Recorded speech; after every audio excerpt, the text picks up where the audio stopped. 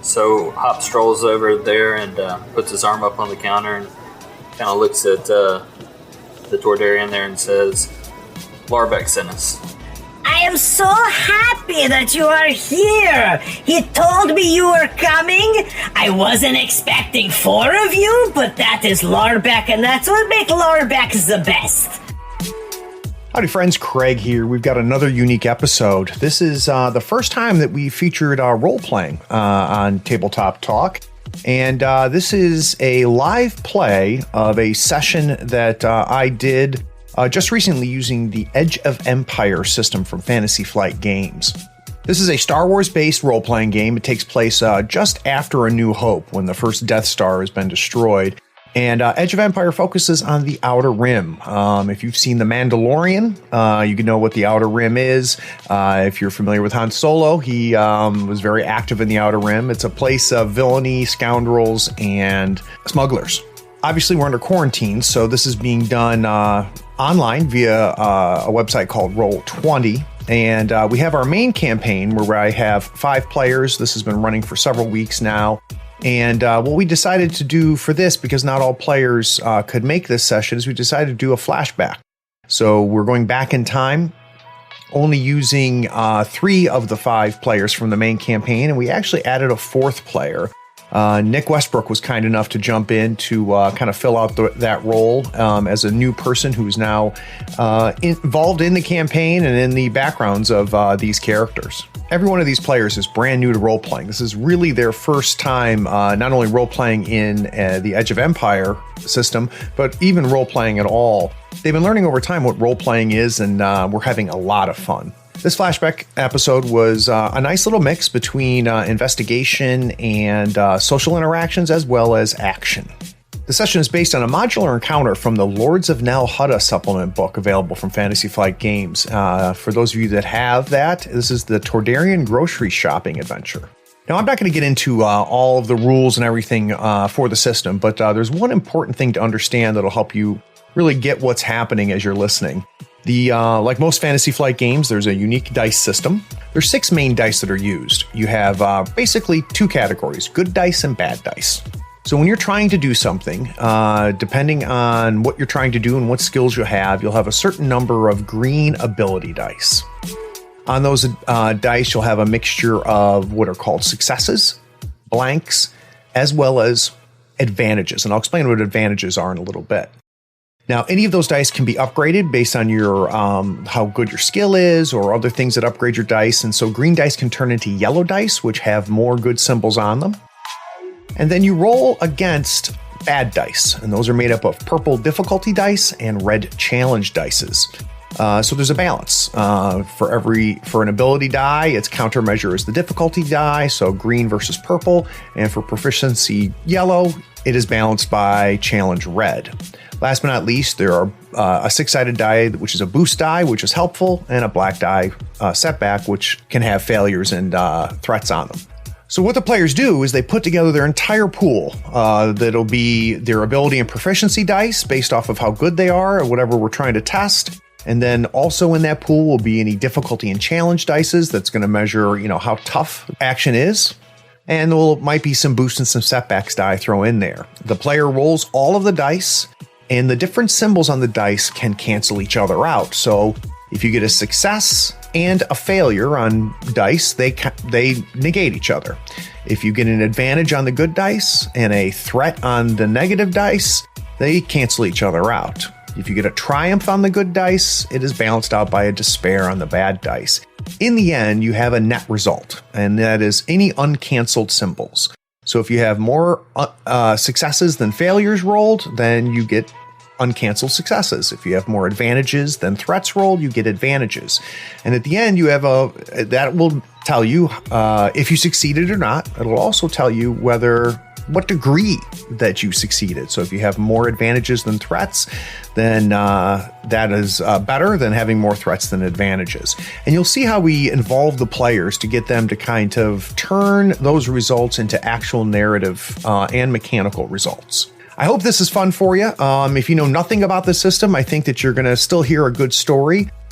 We did not get to finish this. We're going to be finishing it up at a later date, and I'll record that as well and release it as a part 2 or even a part 3, depending on how we go. But sit back and enjoy our little jaunt in the world of Star Wars. Enjoy. Playing a tabletop strategy game allows you to unplug and test your skills against friends. Every week, Third Floor Wars delivers useful strategies, discussions, battle reports, and reviews to tabletop games like Malifaux. If you want to get better at the games you already play, or discover the games other people are playing, you are in the right place. Craig and Ray welcome you to the Third Floor and the Tabletop Talk broadcast.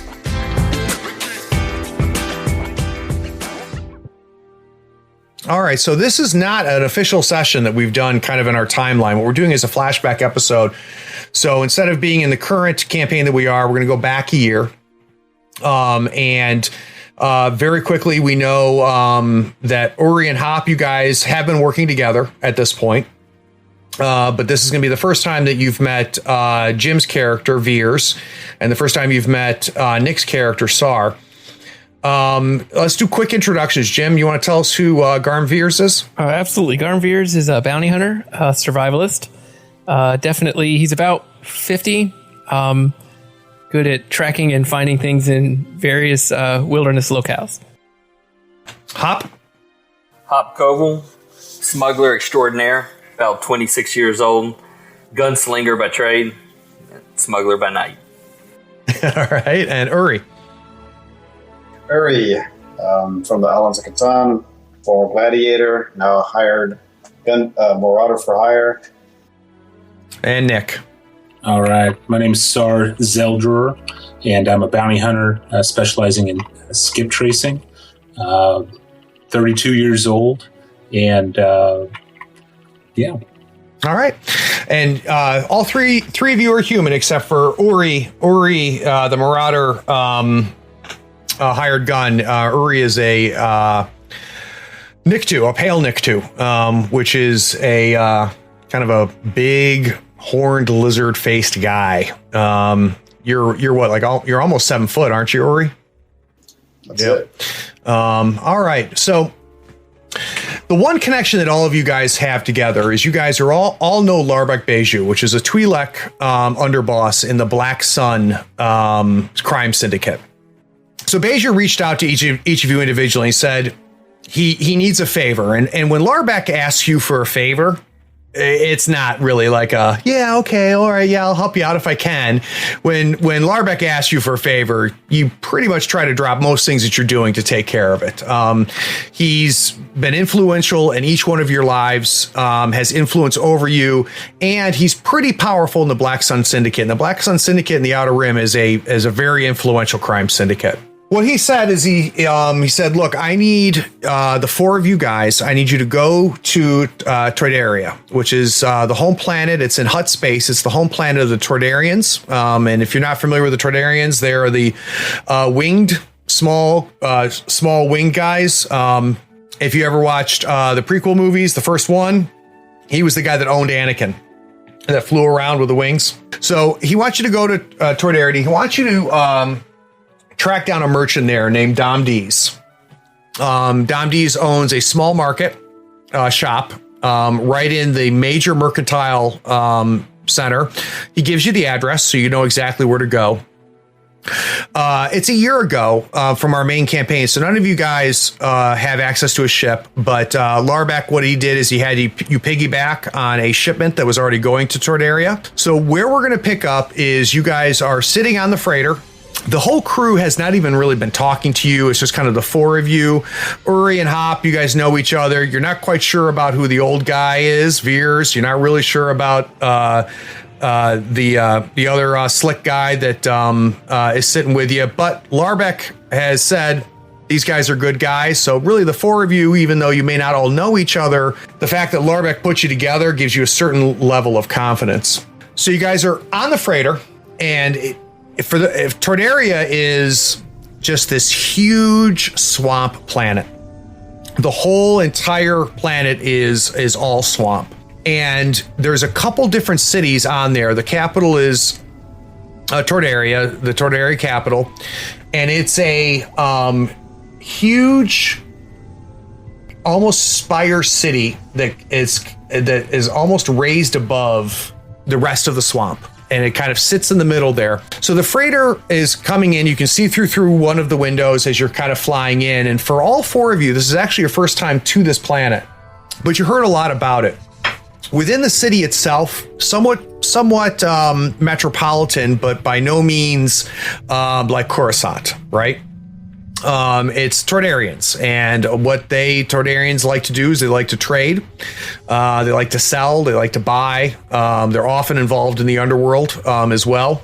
So Toydaria, especially because it's part of Hut space, is somewhat seedy, which differentiates it from Coruscant. As the freighter starts to come in, you get a sight of the city from afar. You just notice the mist that's over all of the surrounding swamp area. It just looks like just a sea of just life, of just green plant life, different atmospheres coming off of different parts of the swamp. The freighter starts to come in. It docks. A couple things that you guys already know about Toydaria is, one, the airspace is very limited as far as what can be flown and what vehicles can be used. And within Toydaria itself, the main capital city, you're not allowed to use speeders. You're not allowed to use speed bikes. You're not allowed to fly over it. And the reason being is because the Toydarians consider it very important to be able to fly. So for strictly safety reasons, they don't allow vehicles in the main city itself. But the main city itself is adjusted. It's got a lot of gig based transportation. So there's always speeders for hire. You can rent them. You can hire a guy to take you from point A to point B. There's different lifts and different trains that can take you to different locations. So where you land is outside of the city. You guys transfer to essentially what is a small train. And the train very quickly takes you into Toydaria itself, into the main city. So the main city itself is really an interesting mix because it is somewhat metropolitan. There's huge buildings, lots of lights everywhere, but it's dirty. It's there's a grime that seems to be just on everything. Nobody makes a whole lot of eye contact, but there's a lot of activity, and it seems like everybody's selling something. There's just merchant shop after merchant shop. Every place you turn and twist, you go there. It smells a kind of I don't know what the right word is. It smells of metal. It smells of dirt. The atmosphere itself, though, is definitely affected by the swamp. So the air is very thick. All kinds of different races, but the vast majority of the people that you see as you step outside of the freighter and start to walk towards the shop that Larbeck sent you to is the majority of them are Toydarians. And, you know, they're walking, they're flying around. Everybody's kind of keeping to themselves and keeping themselves busy. So you guys come off the ramp of the freighter. You get onto the transport. The train rail takes you about 2 kilometers and drops you off. And you're, roughly speaking, maybe like 7 New York City blocks from the place where Larbeck told you to go to meet with Dom Dees. We must be going to head our way towards where we said he's supposed to be, right? Do we need to... So, Uri, you ever been here before? Yep. So since we've entered the city, do we believe Sar wants to try to see if he has any additional information on our mark? Well, I'm sorry, what's that? Does Sar want to try to find any additional information on our mark? Or should we just head directly towards where we're headed? Sar, let's find out whether you know anything about Dom Dees. So let's go ahead and go to your character sheet and let's do a knowledge underworld roll. I'm going to set your dice pool. Actually, we're getting a little ahead of ourselves. The first thing we need to do is we need to put together our destiny pool. Oh, we did. I am clearing the pool. So Hop, you rolled a dark side. So it's 1 dark. And what these guys are doing, they're rolling a d12. A d12 has got a series of either 1 or 2 light spots on it, or it's got 1 or 2 dark spots on it. And this determines kind of the balance right now between light and dark.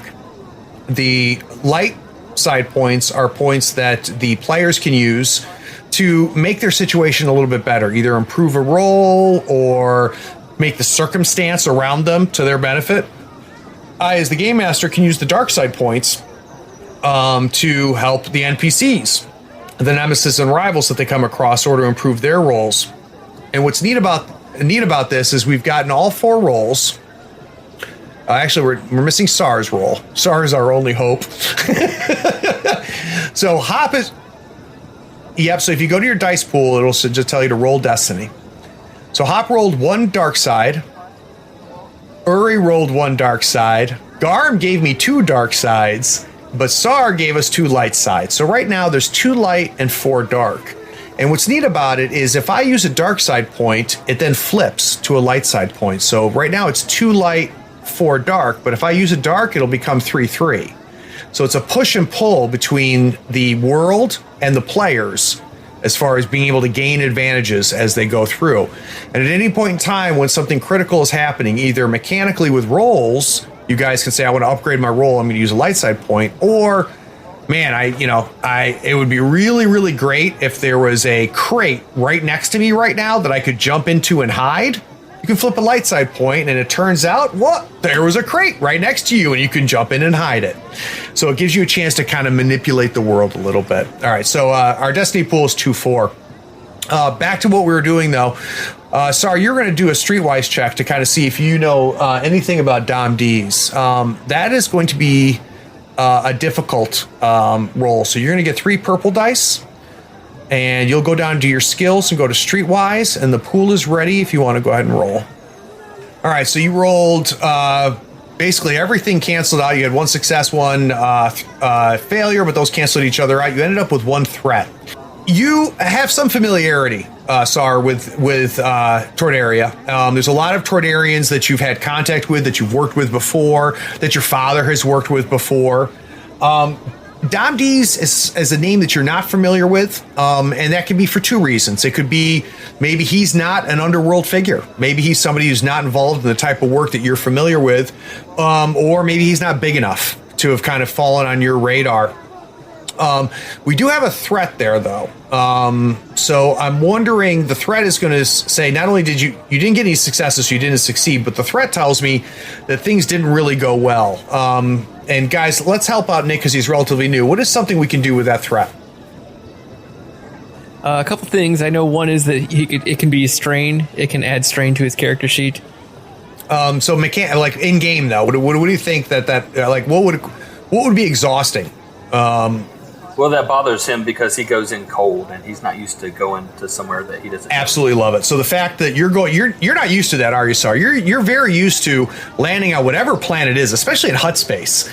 You're used to landing, knowing exactly what you're going after, what the mission is, and Larbeck has been very kind of obtuse about this situation. You don't know why you're going to talk to this guy. You don't know this guy, which is not your typical mode of operation. And just that this is not the normal process for you. So what you can do now, Sar, is go to your character sheet, and you'll find your what is your current strain threshold? 12. So what you're gonna do is add a strain, and that's gonna put you at 1 of 12. If you get to 12, you are mentally incapacitated.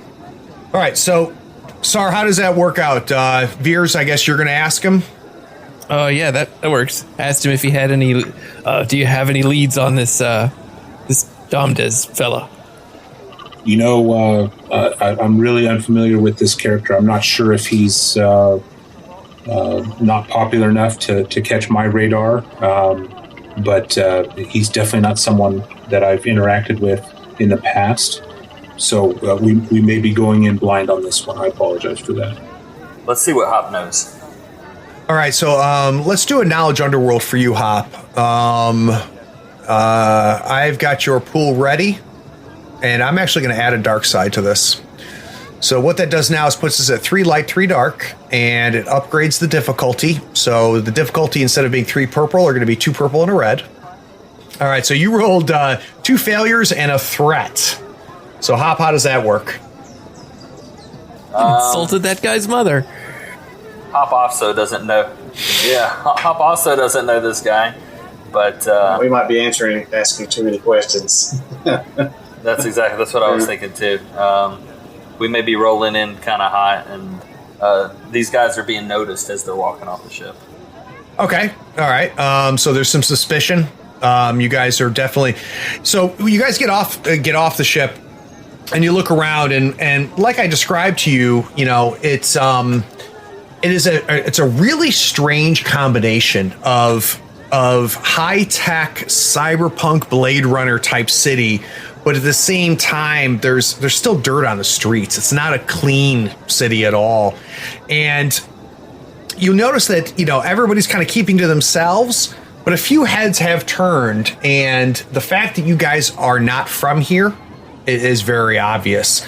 So any type of social interactions you guys have, we're going to give you a setback die on the next social interaction, because you've definitely been marked as the fact that you're not from here.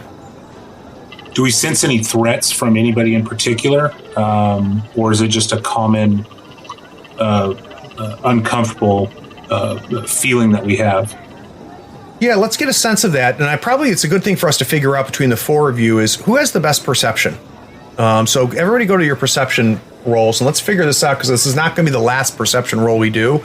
And it's probably good to figure out between the 4 of you, because you're all relatively new to working with each other, who's kind of the best at assessing the situation and checking things out. I have a yellow and 2 greens. I have a yellow and 2 greens as well. Yellows. It sounds like Two greens. All right, so it looks like our bounty hunters are kind of the best situation. So my recommendation in this situation is either have Veers or SAR do the perception to kind of get a sense of, is it just people going, who the hell are they, or is there a potential problem out there? And then have the second one assist them. So one of you give a boost, and then who wants to roll? We can let Star roll. That's fine. All right, so it's going to be an average difficulty, but because Veers is also looking, Sar, I'm going to give you a boost die, which is going to help you roll a little bit. The dice pool is ready. So you got 1 failure and 3 advantages. So you and Veers are kind of looking, checking it out. The fact that you are being noticed, you can't really tell.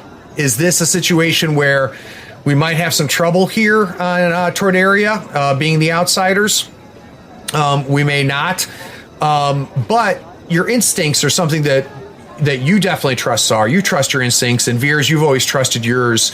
This is not a situation where you feel the need to put your hand on a blaster or make sure that your knife is close or your rifle is easy to get to. You've got 3 advantages. What do we think we can do with those? I'm thinking maybe you guys got a kind of a good lay of the land as you kind of scoped out the whole thing, and let's go ahead and add a boost to the next 3 perception rolls that happen inside of the city. Would I have potentially seen anybody that I might have recognized from previous interactions? You did not. No, this is something new now. And Sar, for you, it's not like you know everybody, right? In most locations, in most space on the Outer Rim, you can go to city and you can go, you know a guy. Now, the one thing I'll tell you is, Larbeck, you're here representing Larbeck. So I think normally when you would land on a planet cold, Sar, the first thing you'd want to do is put the feelers out, right? Check in with your contacts, especially for a planet you've never been to before. There's not a timer. You weren't set for a specific time, but you've gotten your ass chewed out by Larbeck more than once about being, hey, I told him that you guys were going to head right there, and I found out a day later is when you guys showed up. Are you suggesting we should go towards where we think he's supposed to be? That's up to you guys. That sounds like a good plan. Larbeck is always a good move. I think we... you probably want to follow because Hop's already wandering down the street. All right. So, All right, so Hop, you start heading towards the address. I would assume that you're not too far behind. Yeah, I'm following right behind Hop. I'm just kind of watching his six. So you guys are kind of navigating through the streets. It's a little crowded. It's not shoulder to shoulder by any stretch of the imagination, but you're going, and the four of you guys, though you've not been here to Toydaria before, you've been in many places like this before. You walk through the different markets, the different sections. Like I said, it's about 7 blocks or so, and you come up to Domdy's Shop of Goods. It's this huge red neon sign on the front, but all the windows are blacked out, and the door to the shop itself is closed, and this does match the address. Say we knock on the door. It's a shop. We should be able to just go right in, right? Just walk right in. Okay. Yeah. I thought it was blacked out and closed. No, as you guys have been walking through the city, most of the windows are either plastered with neon, plastered with handmade signs saying "Come in here, great deals here." A lot of the shops are outdoor shops where different Toydarians have just set up different little markets and stuff just outside of it. What's a little bit interesting about Dom Deez's shop is that he's not advertising anything. It just says the name of the store at the top, and the windows themselves have been deliberately blacked out, so you can't see inside the shop. Even the door itself is glass, but it's been blacked out as well. So Uri, you walk up, you grab the door, and the first thing you want to check to see is if it opens, and it pushes easily. So you're able to push the door open without any problem. Yeah, I'm gonna go on in. So Uri walks in. Is anybody staying outside? Everybody heading in? Yeah, I think we're going in. So what's interesting... I'll keep an eye on the door as we go What's interesting about this shop is it's not the largest shop from the shop face, but as soon as you walk in, you can immediately tell how deep it is. So it surprises you a little bit how large this is. What counteracts that is there is just stuff stacked everywhere. It feels like every inch of the shop has got something. And as you kind of look around and look at the shop, you kind of notice that there's no rhyme or reason to what's being sold. You've got knickknacks and, keychains in one location. You look in the back and you see some weaponry in the back. But as you kind of look farther down, the fact there's nobody else in the shop, you do see a Toydarian. He's behind a counter. And he's just standing there. He does notice you come in. What's his name? Or what's the guy's name that we're supposed to meet? Dom Deez. Dom Deez is who Larbeck told you to get in touch with. And to give you a little more background, he wasn't specific. He just said, look, he goes, I need you guys to do me a favor. A friend of mine, Dom Deez, he's a Toydarian on the planet, and he's a shop owner. He's in a little bit of a tight spot right now, and he's reached out to me. And you know me, I'm Larbeck, and I always help my friends. So I need you guys to take care of that. He'll take care of you. So whatever it is he needs to get done, it'll be worth your while. So Hop strolls over there and puts his arm up on the counter and kind of looks at the Toydarian there and says, Larbeck sent us. I am so happy that you are here. He told me you were coming. I wasn't expecting 4 of you, but that is Larbeck, and that's what makes Larbeck the best.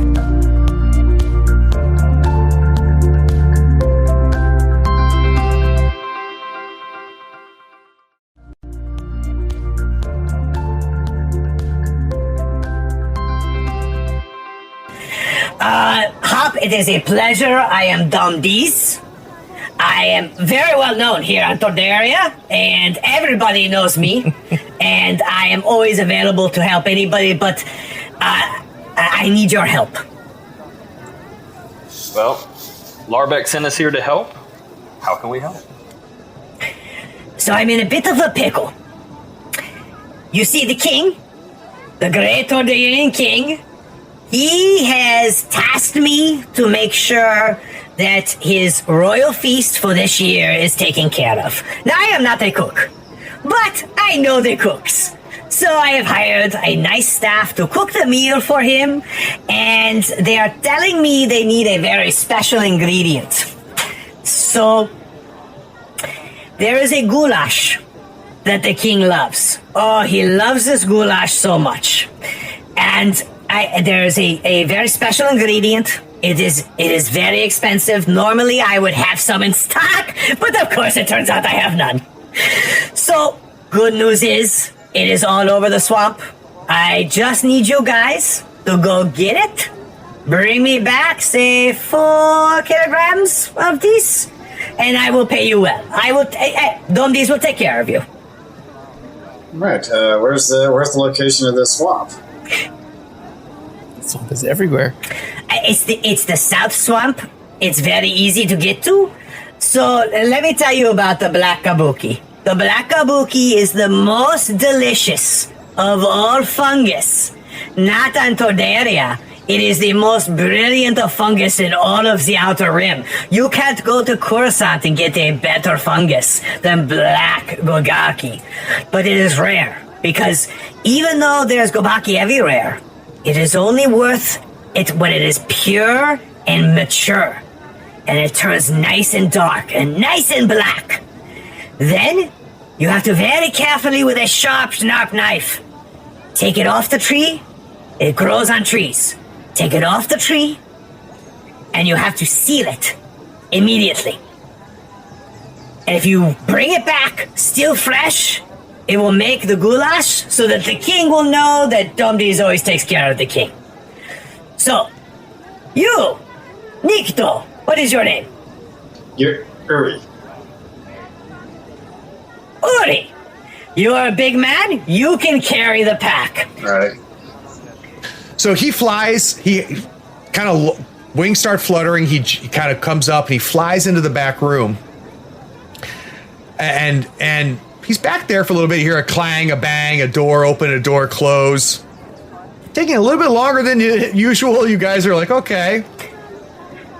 Hey, big man, I need you back here. I can't carry this. All right. I'll head back there and go help him out. So you go around the counter, you lift up the the little slight little door that blocks the counter off from you going in the back. You walk back in there, and if you thought that the front of the store was cluttered, you're claustrophobic, especially with your height, Yuri, at almost 7 feet. It feels like at any moment a stack of something is going to fall on top of you. And in the very far back, you see Domdies, and he's holding what looks like a medical pack, and it's something you've seen before. It's essentially a container that's often used to transport organs. So if somebody has a heart and they need to take it from location A to location B, they'll put it in one of these containment units and they'll take it over. And Domdies is flagging you to come here. All right. I'll head over to him. This is very heavy, but I have modified it. It is perfect. You see this slot right here? When you cut off the black fungi, you take the gobaki, you drop it in the slot, it will go through, it will seal up, and it will stay fresh. This is very important, Nikto. Very important. Do not open this. Once you have started putting the gaki in there, they will spoil immediately. All right, got it.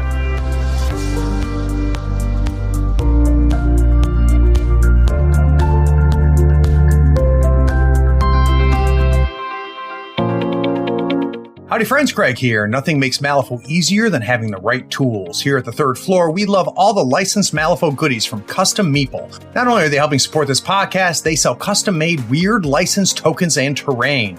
They sell it all. Crew boxes, terrain, markers, tokens, and even a 3x3 full Malifaux board. Custom Meeple sells a complete M3E token set covering every marker and token you need to play. Custom Meeple are the source for the official accessories for Malifaux. Everything is designed by hand and authorized by Weird Games. Check them out at custommeeple.com, that's with one M, or follow the link in the show notes. Up your Malifaux game and be sure to tell them Craig from the third floor sent you. If you use the promo code Third Floor Friend, all one word, THIRDFLOORFRIEND, you'll get a 5% discount and help support the podcast. It's valid on everything except retail products and playmats.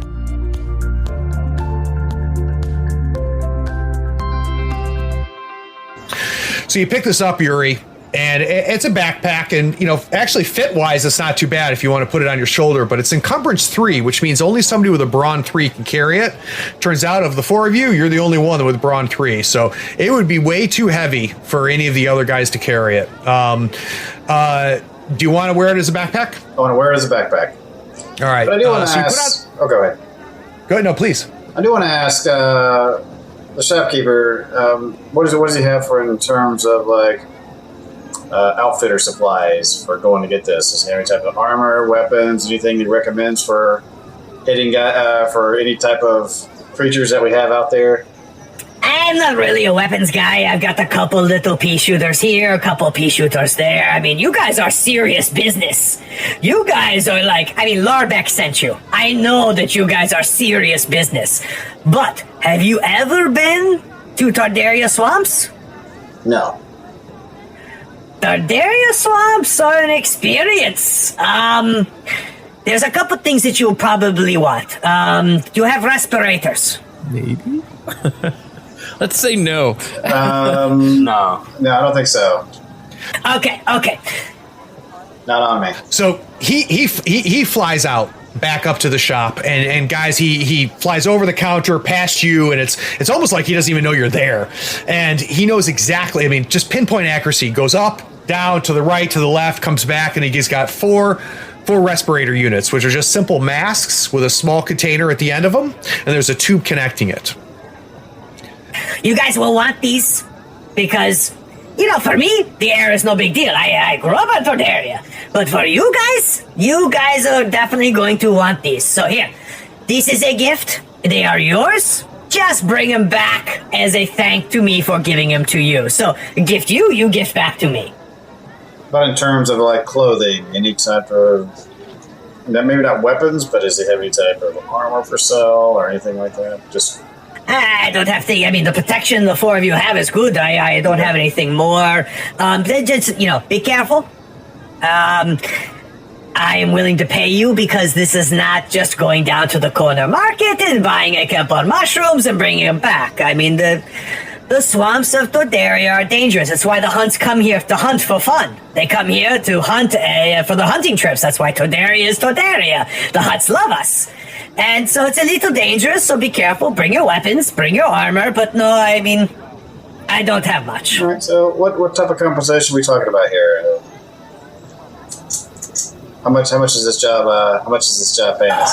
What did Larbeck say? Did he say what did he say I would pay? 3,000 credits. 3,000 credits for the 4 of you? That seems very fair. I'm happy to pay you 3,000 credits for the 4 of you. 3 each. Dom. 3 each. He said 3 each? Yeah. All right, we need a deception roll because he didn't tell you shit. So let me clear the pool real quick. Let's go to your deception skill. I'm going to make this... Actually, I'm going to give you an average difficulty on this deception roll. Your Jedi mind tricks don't work on him. Only money. That's right. Yeah. Oh yeah, and I'm gonna use a light side point as well. By the way, you're gonna all right. So go ahead and use the light side. So using that light side puts us at 2 light, 4 dark, which means I'm going to upgrade your roll, and I'm also going to give you a boost, Hop. And the reason I'm going to give you a boost is Larbeck may have oversold how close they are. It sounds like Dom D's might want to make it sound like he's really close to Larbeck, but really Larbeck and him have not sorted this out, obviously. Otherwise, he wouldn't have presented it to you the way he did. So your pool is ready. Let's go ahead and do a deception.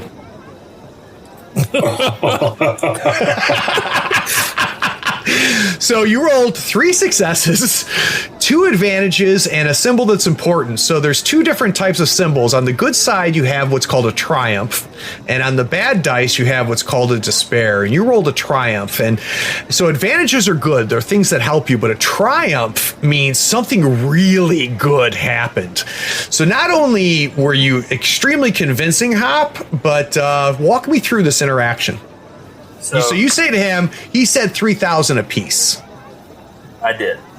And when Hop says that, he looks him in the eye, and I think the Toydarian...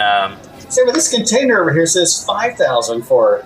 Is this empty container says 5,000 for these things? Yeah, but we're getting 3 each, so that's what 12. I'm saying. Yeah, so... That's 12, so we're doing okay. So what was so convincing? Do you need 4 of these containers? What was so convincing about what you said? I think that just the determination in which he said it, and Hop is such a good liar. Even he believes himself. he says to him, he says, "Look, I'm not a botanist, and Larbeck knows I'm not a plant hunter. Okay, if Larbeck sent us here to get this fungus for you, then it's dangerous, and 3,000's the price." Oh, and that's for all 4 of you? All 4 of you get 3,000 credits. And we want a bonus. What, for a bonus? Yeah. If we bring it all in, we want another 1,000 to split.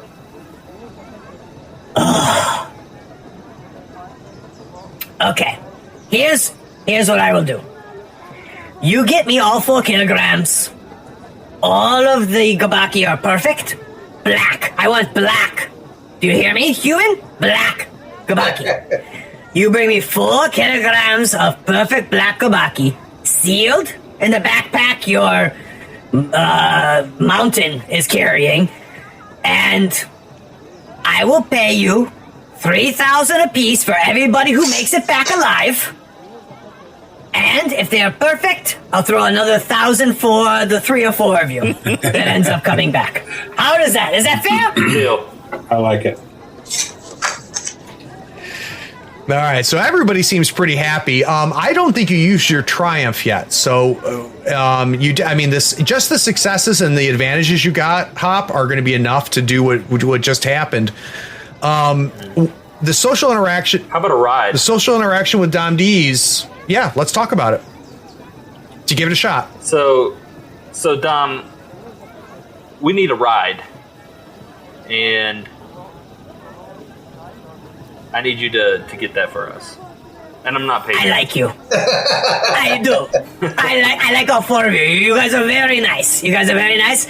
So we can't have speeders, right? Right? No sheeps, no speeders. Right. And I'll be honest with you, this South Swamp is a bit of a hike. So I'll do 2 things for you. One, I'll give you kind of a rough map. Let me get a piece of paper. And I'll get one of the carriages to take you. But that works. Anybody asks, Dom D's always takes care of you, right? Right. Of course, Dom D's place is the best. All right, so he scrambles off. He comes back with kind of a sheet of paper, and he's writing on it as talks about how this is a map and things. And of course, Veers, this is your wheelhouse, right? You're headed to the swamp, which is what you are really the good at. And what's interesting about that for you more than anything is the fact that now it's immediately apparent why Larbeck came to you, because it right, tracking things through the wilderness is spot on for me. Yeah, we're still a little concerned about why these city folk are here with me. Oh, you'll see. So you immediately, Veers, you grab the map, and this is a big planet, right? So there's like a circle that says South Swamp, and there's like a line, and like there's a tree and a log, and this is an excellent map. Oh, well, I guess we're gonna hit this carriage. We're gonna try to figure out what we can discern from this map. Yeah, simply the map. It seems like it would be helpful if we had a guide. I am the guide. Oh. Oh well, if the circle with the dot, the X. Well, we just met these two anyway. So okay, I guess he's the guy. So Dom D's kind of he sees Veers look at the map, and Veers kind of looks at the map, looks up at Dom D's, looks back at the map, looks up at Dom D's. Hop, you kind of pull the map over and take a peek at it, and you're like, what the come on. My friend, I've never been there. I'm just telling you. Does one of you know? Like, I was told by Larbeck that there would be an expert outdoorsman in the group. Who's the expert? That would be me. Okay. Listen, it's so easy, my friend. It's so easy. The carriage will take you to the South Swamp. You leave the city, you go through the South Swamp, and you want to find dark places. There's dark places. They grow at the roots of trees or in the caves. You can't miss it. It is a beautiful, so fragrant. Oh, your nostrils fill. And remember, I don't want the green ones. I don't want the gray ones. I want the black ones. And you got a knife? Got a knife. You cut it? Perfect. Perfect. Drop it. I told the lizard boy. I told him how to do it. Drop it in the unit, and then you are good. You bring it back. I give you each 2,000 credits, and we are all good. No, wait. We said 3,000 Toydaria. 3,000. I said 3,000 credits. Right. That's all right. Plus expenses, yeah. All right, we're getting on this ride. We're heading down to the South Swamp. Let's go. You guys head out, and it's essentially a horse and carriage with just kind of this really crazy six-legged thing pulling it. What is strange though when this thing pulls up is that it's obviously on a anti-grav. There's no wheels. But normally what you would expect is a driver, right, controlling this animal. But you're like, okay, so you hop into this carriage thing. The six-legged animal turns around and says, Where are you going? We're going to the South Swamp. Why would you go to the South Swamp? Okay, South Swamp. So he takes you through. As you guys start getting out, and really the way that Toydaria, the city, is built is it's built on rings, right? So in the center, the tallest place in the center is the Monarch Palace where the king lives. And things get worse and worse and worse as you go out and out. So where you were was kind of mid Toydaria city, where most of the mercantile places happen. As you start going out, things get seedier. There's more slum areas. You notice that whatever this thing is that's dragging you in this floating carriage seems to go faster in some places than he does in others. But he finally gets you out to what essentially is this huge curved metal wall. And there's a large metal door there. Nobody but one single Toydarian that's guarding the wall. When the carriage pulls up, this thing, whatever it is, turns to the Toydarian and goes, "They want to go out the south." You see the other Toydarian kind of raise his shoulders a little bit, turns, hits this big ass button, and these huge doors, which really could let a large ship go through. I mean, something almost freighter size, opens up just a little, enough for maybe you guys too wide can go. But what is surprising is things smelt a little swampy within the city, and it got worse and worse as you worked your way out. But once you got there, and the door opens, it's just, you could almost feel it go up your nose and into your mouth and your ears, and it's just, the best word is thick. The air is just thick. Yeah, this will be fine. All right, I'm hopping off the carrier, and we're starting our trek south. I'm putting my respirator on. Yeah, put on the yeah, we should probably have done that too. All right. It smells terrible. So you guys each put your respirators on, and right before you put the respirators on, probably the best words to describe the smell as you just kind of finally sealed up was alive. Just, it smells like bacteria. But you put the respirators on, and it smells like nice clean air. And you kind of step out, and boy, is that just an incredible transition from this beautiful what you didn't think was when you were there, this beautiful civilized area, to just a green haze. So the air itself, you can feel the air on your skin. I mean, you can get through this, but it's really hard just as you're standing there at the very edge on the last metal platform. It's really hard to tell whether something is solid, something is liquid, something is 6 feet deep, something is rocky. It just seems like vegetation. This sucks. Lorbeck did not say anything about this. Give me a freighter any day. I'm going to try to carefully pick my way through this and make our way southish. So the one thing that none of you guys have worked with Veers before, but Larbeck in his conversation did mention Veers. He said, you know, you're going to be working with a guy, Garn Veers. I've worked with him before. He's the best there is. If you guys are in a situation out there in the wilderness, which I'm sending you to Toydaria, so more than likely you guys are going to the swamps. You're going to want to pay attention to what this guy talks about because he knows what he's doing. So you guys, So I think go ahead. I'm going to take a look around and see if I can determine some safe places to walk as we head south. All right. So let's go ahead and do decide if that's survival or... It's going to be survival. It's going to be a survivalist skill roll. And do you have any bonuses off your talent tree? I feel like the answer to that is no. Okay.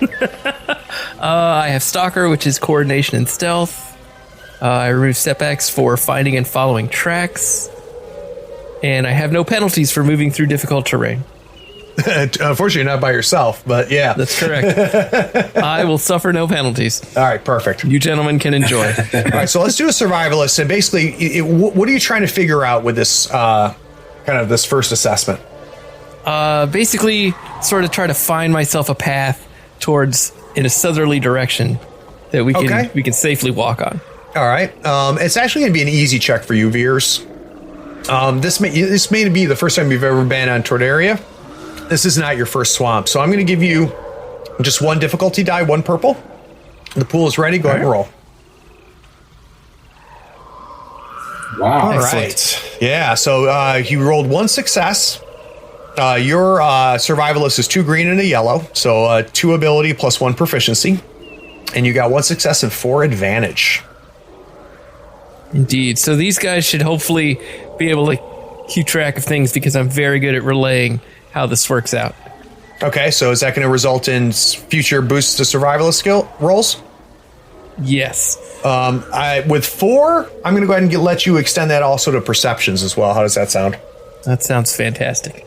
So you guys remember, in next 4 survival and perception rolls, you guys are going to get a boost until you use up those 4 advantage. 3 boosts to our perception as it is. Those Right. were in the city, though. Yeah, We've this left is that city behind. new environment. Yeah, so I'm gonna flank off to the right side a little bit, try to spread out, trying to find these mushrooms, using the guidance from Veers. So the one thing that was that, and Veers, you know, obviously was paying a lot of attention as Dom D's tried to obfuscate a lot of things, but you were paying very close attention to the instructions, Veers, on where this type of thing is before. And you going out, this is not the first time that somebody sent you on a little errand to go get some unique ingredients for something or something, you know, a plant that has some healing powers. The key things that he talked about is that one, it's a fungus. So you know that, and you already know this, you don't need to roll for it. It's going to need something dark. He also mentioned it's going to be cave walls or trees. Where you are right now is not nearly as dense as where you're headed. And you can tell that by looking. So it's going to take a little bit of walking to get where you are. Yes, Veers, if we need to put on our ventilators anytime soon. I think we already decided we were doing that as we walked out, right? All right. Yeah, when they cracked the door open and it felt wet, we decided that was the time. All right. So you guys start kind of working your way through, and smartly, all of you guys are following Veers' league. Probably the person who's second most familiar with this type of environment is probably Yuri. being a Nictu, especially a pale Nictu, the part of your planet, Yuri, may not have been swamp, but this is not the worst environment for you, right? It's nice and humid.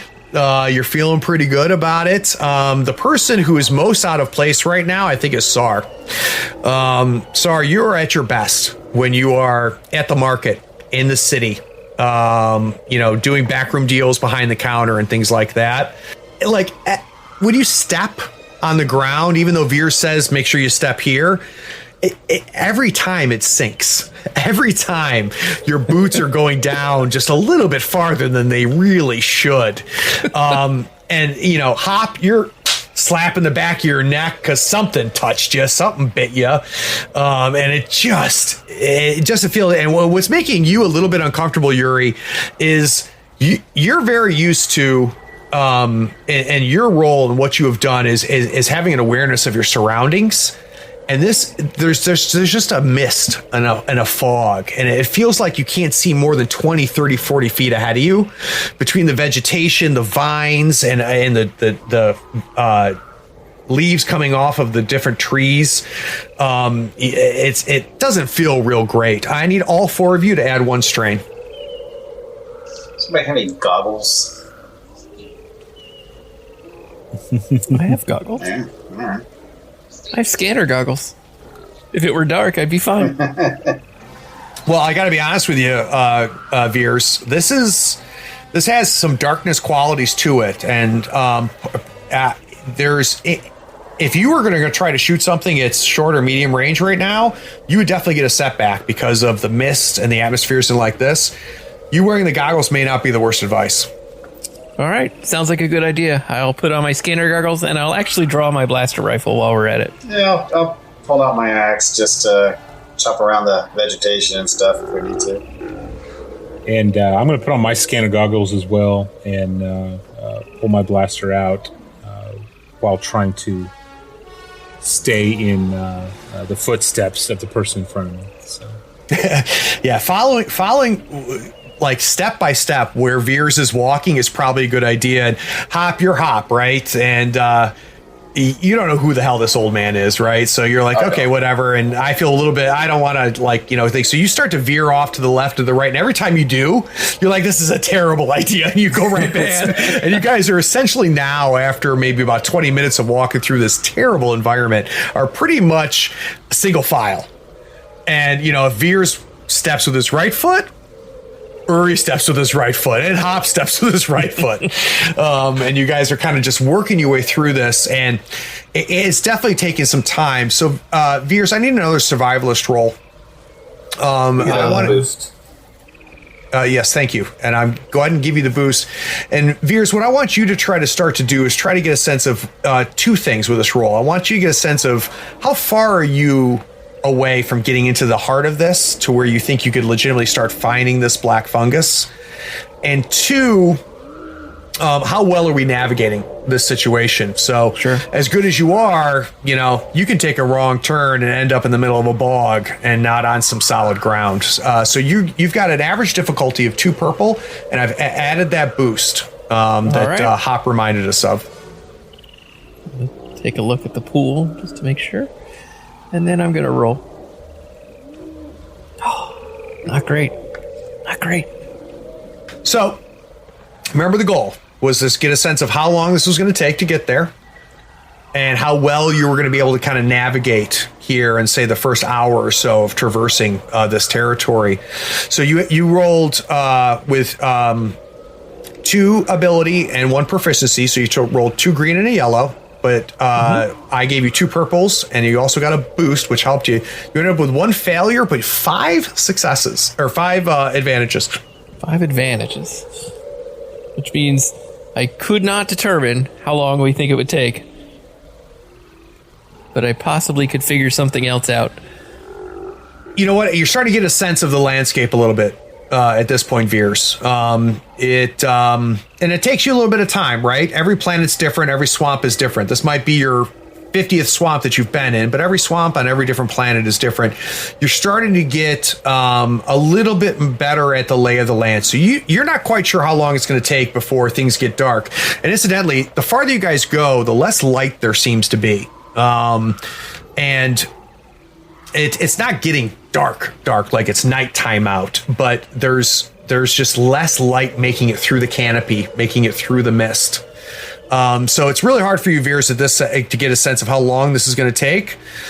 But I'm going to go ahead and make it so you don't need to roll for territory and difficult terrain anymore. So people are going to take advantage of your Swift. So not only do you have Swift, but we're going to give the party Swift. Does that sound good? That sounds good. All right, great. So Veers has a talent called Swift, which allows him to basically navigate through difficult outdoor terrain and not be hampered by it. And because everybody's kind of paying attention, and Veers is Veers, he's good at what he does. He's able to make it through. So about an hour or two go by. You're really in your second hour now, and Veers, you're still not in a situation where you feel like telling everybody to stop and start looking. This is not.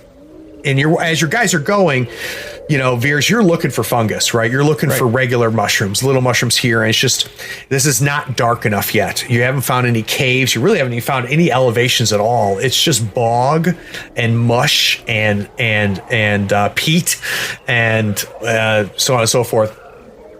But as you're going, you notice Sar kind of slowing down a little bit. So Veers, this is not the first newbie you've taken out into the middle of the wilderness. You decide maybe, let take a quick break. Each one of you guys has got some rations and some water on you because you wouldn't have gone this far without it. So I think maybe stopping for a second and having a seat. All right, sounds like a good idea. We should probably maybe take a little camp here. Not camp, but just take a little rest here. All right, you guys can go ahead and recover one strain.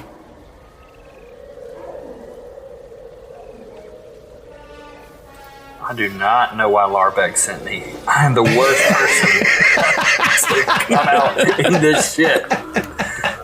What was he thinking? I'm good at two things. Hey man, you got that solid deal going to get that cart to get us here. That was super important, and we really needed it. Oh, hey. No one else could have made that deal. Too, old man. Exactly. I tell you what, if you get me through this, we could do business together. Sar, how are you feeling now that you've had a chance to sit on a log and deal with three strangers? I feel terrible. I'm squeegeeing the dew and mildew off of my jacket. Take a stick off the ground and start picking mud and moss out of my boots and just in a miserable state. Definitely very cautious about my surroundings and always scanning and looking for the worst, but also more interested in not falling into a swamp or a hole that would get me stuck that I couldn't get myself out of. Okay. How about you, Uri? How are you feeling? It's better than a gladiator pit, and reminds me a little bit of home. All right. So Veers, where do I use the refresher out here? I think you can head right over there a little bit. Anyone bring any paper? Space paper. It's like we're camping. Mike's greatest moments at camping is figuring out better ways to improve the refresher experience when we're at Jordan Lake. That's right. Squatty potty, baby. All right, so you guys are out there, and I'm going to give you guys some flexibility here, especially because you guys have some advantages to work with. Between the four of you, who's in the best situation between survivalist and perception? Perception. That'll be either Veers or SARS, probably. rank 2, 2 yellow and a green on perception. Yeah, and I think that's higher than even my survival. So, Okay.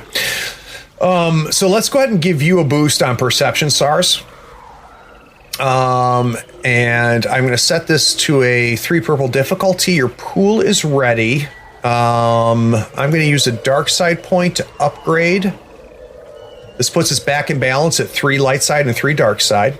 So now you're actually at 2 purple and a red, and the pool is ready for you to roll. Hey yo! What did you roll, Sar? It appears to be very well. Net positive on a success with 4 advantages. Is that right? Yep. And a 4 triumph. advantages and a triumph. So, sorry, I think that you definitely, being who you are always watching, right? Always looking. And it's not that the other 3 guys, especially Veers, aren't getting lost, picking the mud out of their boots like Hop is. Your head is on a swivel. You're going to see something, and I'll tell you in a second what that is going to be. That's your success. I need to get a sense of what the advantages and triumphs are going to be, because that's not a little of success. That's a lot of success. A lot of advantage and a triumph.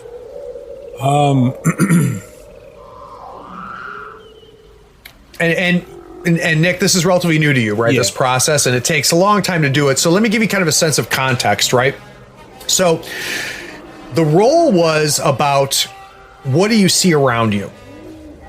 And metagaming, something's out there because I asked you to roll for it, right? I wouldn't just ask you to roll for it because a twig fell off.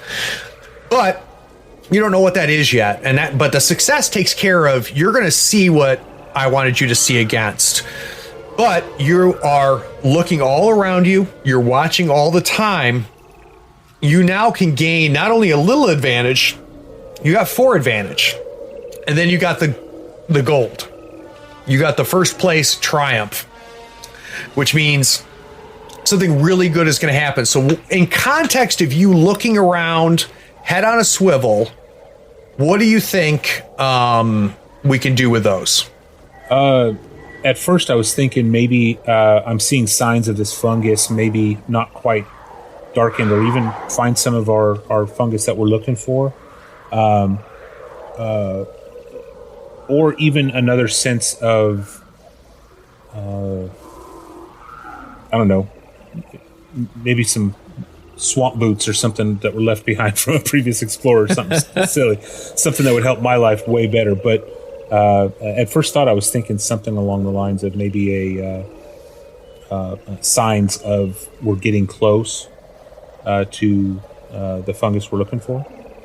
So here's what's funny is Larbeck picked Veers as kind of he's a survivalist, right? He's the outdoors guy. When some idiot bounty has run off to some out remote planet and he's living off of the dew from the morning rain, he knows he can send Veers to go get that bounty, because Veers can sit there for 5 weeks waiting for the bounty to hit, and the guy's only got 2 weeks worth of rations.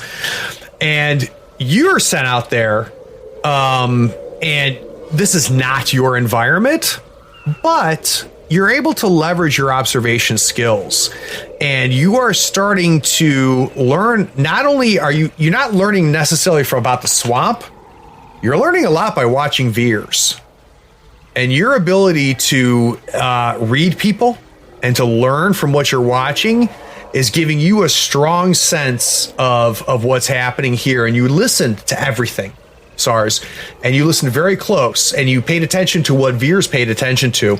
So you know that around here is where you might be able to start to find this kind of dark, gooky fungus that he's been talking about. And spending some time exploring this area might be, you might start to find some gold. So how do you want to share that with everybody else? I think I'd go straight to Veers and say, "Hey, Veers, I'm observing the way you trek through this swamp and what you're looking at. I have a feeling that we're onto something. I'm seeing signs that we're getting close. What are your thoughts? Excellent. I agree. Is it worth us starting to maybe not spread out, but kind of comb through our immediate area to see if we can find any of this fungus that we're looking for? I think that sounds like a great idea. Uri and Hop, what are you doing? Are your boots clean yet, Hop? No. They're never going to be clean again, Hop. Hop, how are you feeling right now, man? You know, the thing about this swamp is it's nasty and it's dirty, but it's not really all that scary. I mean, it's not like there's some sort of giant mythosaur roaming around trying to Just wait till your next die roll. It's gross, and it's wet, but it's fine. But so you overhear Sar and Veer's talking. So, guys, is this the place? Do we need to look for the fungus here? I think we're going to start checking out these trees. So, what am I looking for, other than black fungus? I would say really black fungus. Super black fungus. I think if you see, hopefully we can kind of try to paint a picture of what these, even if they're green, that's starting to show us good signs of their growth. Then we can start to find the more ready ones. So there's some that are green and some that are gray, like you mentioned. So you'll want to see if you see gray ones, that's a sign to keep going in that direction. If you see green ones, you know we're getting on the right track. Why did Larbeck send me? This is really depressing, isn't it? This is not what I do. This is how I feel in foremost. So Uri, Hop is feeling a little out of place. Sar is feeling a little out of place. Obviously, Veers knows exactly why he's here right now. What's running through your head right now? Why did Larbeck decide to make sure that you were the fourth guy? Or don't you care? If Larbeck says go, you go. Uri's just sitting here eating a snack and getting some water while we're taking a break here, trying to let our survivalist do his job. So you've worked with Hop before, and as we know about you, Uri, once you kind of bond with somebody and they gain your trust, which Hop has gained your trust, that's important to you, right? But you've got these two new guys. What's your take on Veers? Veers is a little long in the tooth, a little slow for my taste, tromping through the swamp, but so far so good. Doesn't give me a reason not to trust him. And how about this SARS guy? This SARS guy seems a little green in terms of being out in the woods. Doesn't seem to really be his thing, but it looks like he might be a quick learner. So you guys put away the containers of water, the cantinas of water, your Doritos and your beef jerky, you put back into your pouches and things like that. Sar has done a good job of kind of agreeing with Veers that it might be worth kind of scoping out this area here, that you might have some success. I want to know what that plan is. I'm going to get a beer while you guys talk about it, and I'll be right back.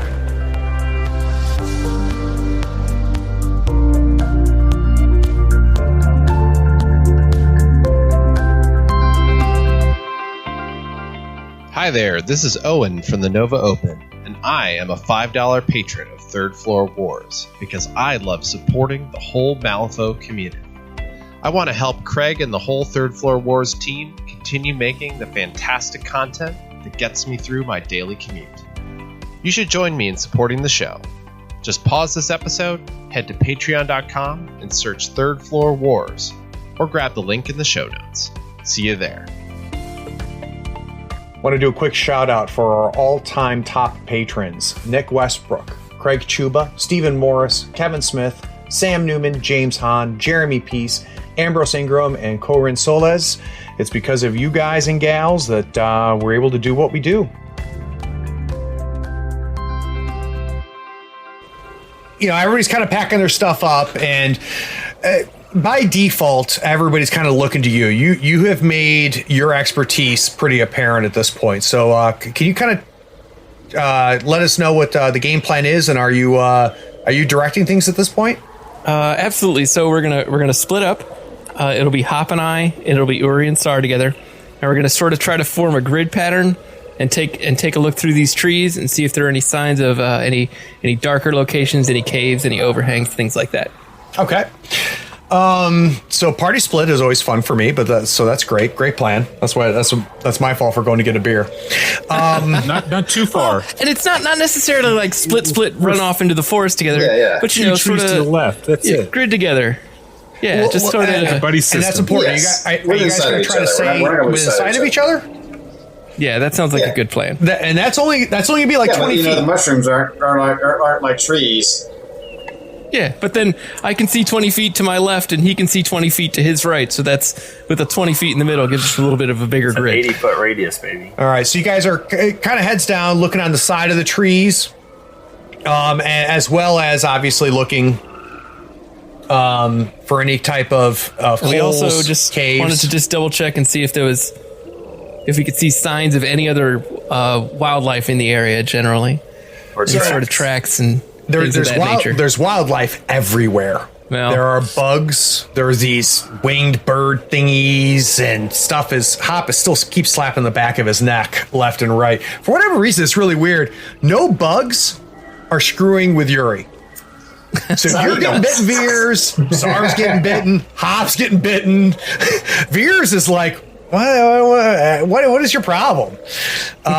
So let's be a little bit more specific. What are you guys looking for?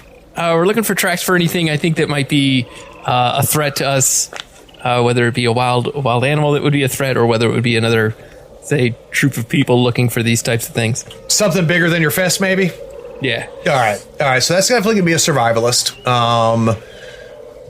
And I think Veers has got the best That's probably survivalist true skill. with one yellow and 2 green. I'm going to steal a light side point, though. All right. The pool is ready for you? Actually, not yet. I lied. Now it's ready. I upgraded you. All right. You guys are Triumph machines.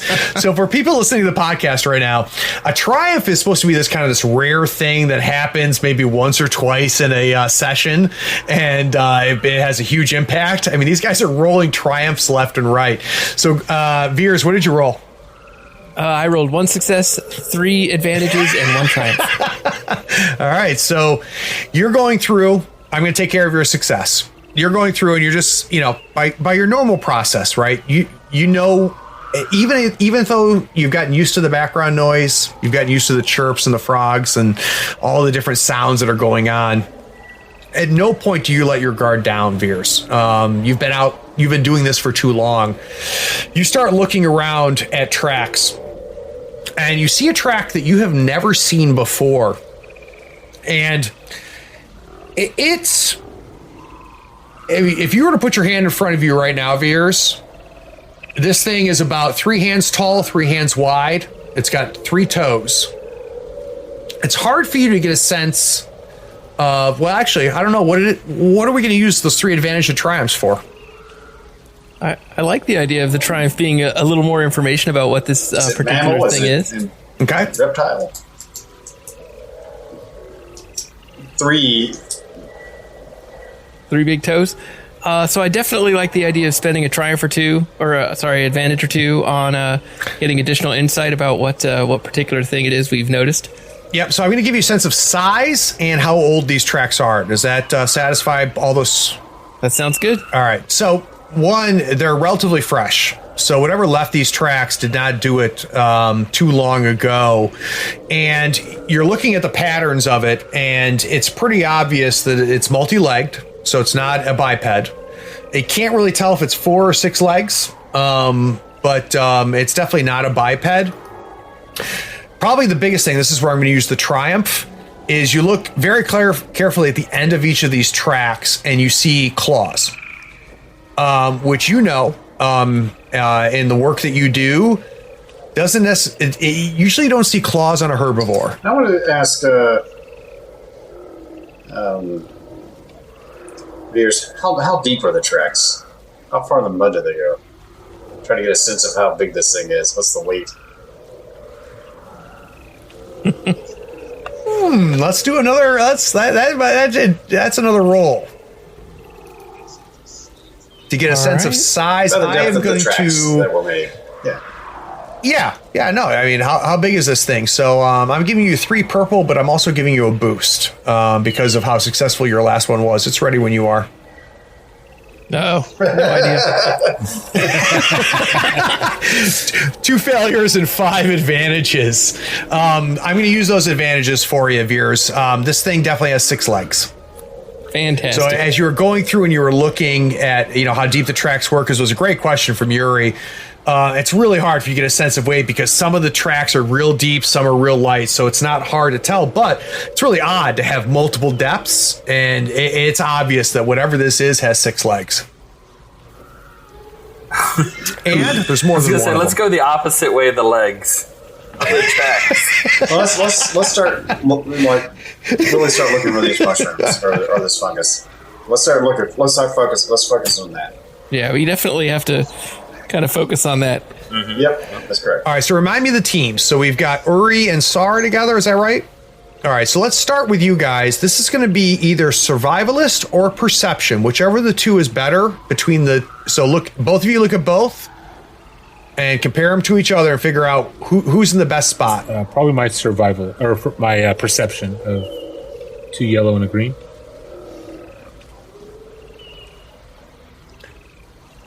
All right, so what we'll do then is we're going to set that to 3 purple difficulty, but we're going to give a boost because Uri's looking as well, even though he's not as strong as you are. Can I get a perception roll from you, Sar? I've got those, what are they, scanner goggles? And what do they do? Remove any setbacks in those low light conditions. So, GM, we should... You guys you're not in low light enough that I was going to give you a setback. So I think it's good you're wearing them, but right now it's not going to impact the roll. But I appreciate you bringing it up. We did have a survivalist boost. Can we use that on this? Yeah, if you've got any we boost. have 3 left. Oh, okay. Oh, look at him doing such a good job keeping track. I wrote it down. That's why I wrote it down. All right, so that gives you 2 boosts, actually, then. So one from a floating advantage and one from Yuri looking as well. All right, so we're ready when you are, Sar. We're never going to find it. Yep. It did. All right, so sorry. Failure, but an advantage. You guys, both of you guys are looking. You know what? You saw some green, but I'm going to use your advantage for you. You started to see some gray, right? And it was pretty obvious between Veers and what Domini's told you that that's kind of the progression, right? Green, gray, black. So I think that the fact that you've seen the transition from green to gray is heading in the right direction. So I think that's going to give you a boost the next time you start looking for, I forgot what the name of it is already. Kabuki? Yep, it's black like that, yeah. Buvaki. I think he said 3 or 4 different things so far, so I've only written down 2. Gabaki. What is it? Buvaki. Black Gabaki. Is it with a K or B? G-A-B-A-K-I.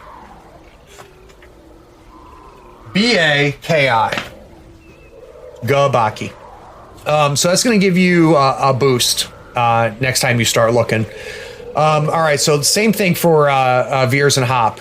You guys are doing the same thing, kind of looking through. I assume Veers is the better shot here, though your perception's pretty good. My perception is... I think Survivalist, he's a yellow and 1 green. Or, I'm sorry, yellow and 2 green. Yeah, so that matches my survival. All right, so you guys will give the other one a boost. Sure. You want to roll a die, Hop? You haven't rolled a die in a while. And you get another boost, right? So you have another floating boost. From the assist and 1 more of our wild boosts. All right. So we got 3 purple and 2 boost. The pool is ready for you to roll, Hop. Let's see. Another failure and an advantage. So This swamp is the worst. So you roll 6, 7, 8 dice, and they all cancel each other out to 1 failure, 1 advantage. So you two, neither of you see anything. I'm going to use your advantage for you, Hop. just to the southeast of where you're looking, there is, who knows what these plants are? Some sort of fern type tree top drop down fungus type thing. You see some shaking. So the advantage is just south of you, you're seeing some shaking. Something you haven't seen in the 2 hours that you guys have been in this swamp. Draw my blaster and say, "Hey guys, guys."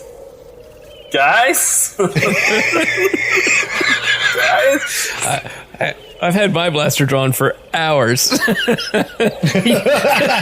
right, so can you ping on the map, kind of where this thing is? That's up to you. Where do you want it to be on the map? Hop, you're the one that saw it. All right.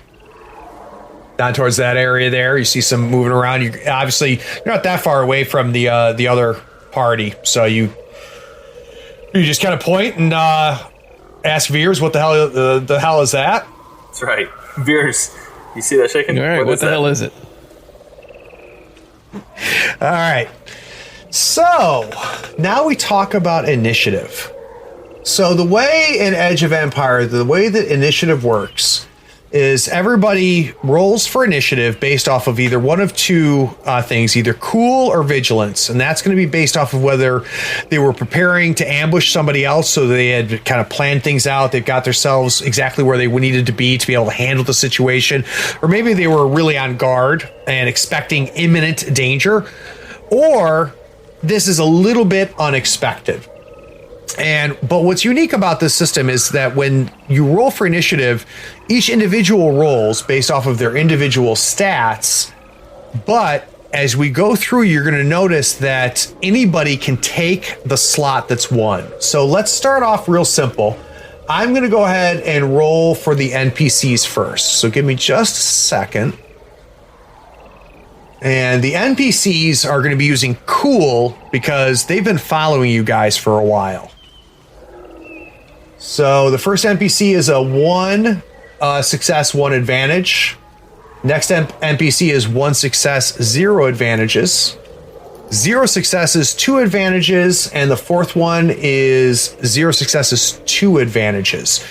Now, for each one of you, go to your combat. I believe it's under combat. You have initiative. You guys are definitely using vigilance. So under initiative, not your vigilance skill, but under initiative, hit your vigilance. Yeah, GM, I'd like to use take a strain and get a boost to my vigilance check. All right, and why are you able to do that? I get to do that because I have a rapid reaction talent from being a gunslinger. Gotcha. So you have a talent that gives you a boost to these types of checks. So let me go ahead and we already have it built in, don't we, on your sheet? The +1B. We do with cool, but not with. So use the same syntax and put it on vigilance. All right. So Hop, you got 2 successes. All right. So the final thing here. Let me go ahead and get it in order for you guys. All right. So the final initiative order is 4 PC slots because they got 3 successes, 1 advantage, 2 and 2, 2 and 0, 2 and 0. And we've got 2 NPCs, another PC, and 2 NPCs. And what's cool about Edge of Empire and the other... Wait, we ended up with too many PCs. 1, 2, 3, 4, 5. Yeah, who rolled twice? Yeah, I rolled twice on accident. All right, so what was your second one, Hop? Your second one was 2 successes, so I'm going to get rid of one of those. All right, so we got 3 PCs, 2 NPCs, a PC, 2 NPCs. And what's neat about the system is that you can go in and when a PC slot comes up, any of these 4 guys can go.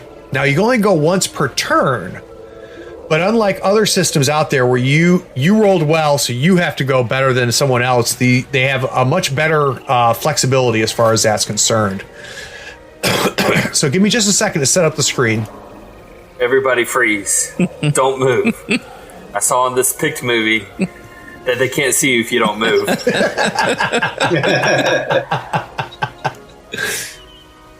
Tell you what, I'm pretty impressed with Roll20 and the implementation to the Star Wars system. Yeah, this is all homebrew. All of the different things they did with the character sheets, but the way they integrated the character sheets into the unique dice and the information that it passes through, I think and there's what is it? Is it tabletop? That's Tabletop Simulator. What is the other big rival to Roll20? I don't know the answer to that. Is it Tabletopia? I can't remember. Tabletopia. Yeah, so they've done some good work too, but it's because of this guy that has been doing it on his own. He is. I think Roll20 is the better place to play it. There's some cool things about the Tabletopia that I like, but Roll20 is nice. But the integration, how easy it is to just click your weapon, and the fact that I, as the GM, can set your opposing dice pool for you. Instead of telling you need to add 2 blue and 3/4, stuff like that, I can just set it and we can go. That's it makes it real nice. Yeah. And even though we're using a map here on Roll20, I think it makes it just a little bit easier. When we go play at the campsite, we probably will not have a map. It'll all be theater of the mind, but I think it's a little bit easier, especially because we have so many new people in this campaign to have a little bit of a map. So I fully expect the 3D board with fully painted, like fully painted and or hologram based is what I expect to see. So when I tell you hear something behind you, you'll actually hear something behind you. Exactly. So, Hop, you look off and you see, kind of a rustling that's a little odd, and then you saw that down here, and you kind of call Veers over, and you're like, what the hell is going on down there? That's a little strange. So Veers steps over. Veers, you're kind of taking a look, and I'm buying time as I try to find the visual. Hold on one second. All right, so Veers, you see the kind of the shaking and the moving, and then you bring Veers over, and it happens almost simultaneous, like they're integrated with each other. This head pops up, and to describe this creature, it's a eyeless, large gaping mouth. It's right around maybe 10, 12 feet long, with opposable appendages in the front and kind of spiked second and third set of legs, so 6 legs total. It pops its head up, and at the same time that it pops its head up, there is 7 other ones that do. So there's 8 total. You all see them. They've got you completely surrounded. And probably just the most disturbing part of all of it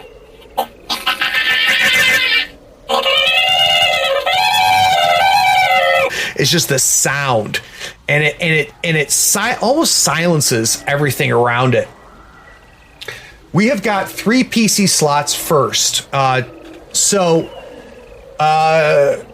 now, Sar, you are short distance from the 2 over here and the 2 over here.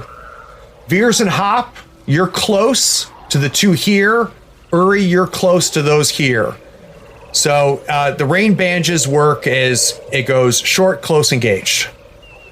Who's going to take the first slot? And all of you are prepped. Everybody has their weapons out. I nominate Hop. I'll go last. All right, I'll go. So, Hop has been to a lot of alien planets and seen a lot of. He's not unused to seeing aliens. But these things kind of mortify him. Okay. All right. So I will. Hop has a cool ability through his gunslinger tech tree for a quick strike, where he adds a white square die for rank of quick strike. Yeah, to combat checks against targets that have not activated yet. So he's going to take the opportunity to shoot at the minion group closest to him and Veers. Okay, so that gives you a boost. You are. I said you guys were close, right? So the difficulty is only 1 on that. You have a maneuver. You want to use that maneuver first? Aim? Yeah, I want to back away. Okay. So do you want to move from close to short distance? Yeah. All right. So I'm going to go ahead and take care of that for you. I'm going to move you closer to Sar. So you have one maneuver, which you use to move from close distance to these things back to kind of where Sar is, where he's short to everybody. You can spend 2 strain to do an additional maneuver, or you can go ahead and take your action. I'm going to take 2 strain to aim. Okay, so increase your strain by 2. That gives you an additional boost. Now, you also raised your difficulty to 2 purple. So you've got 2 boosts, 2 purple is your pool.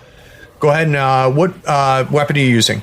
Heavy blaster. All right, you go ahead and aim your heavy blaster and take a shot. All right, let's see what I got. All right, awesome. I got 4 successes and 2 advantages. So I blast. Yeah, the damage on your blaster is 7, and then for each success, you also get a damage. So that's going to end up being 11 damage.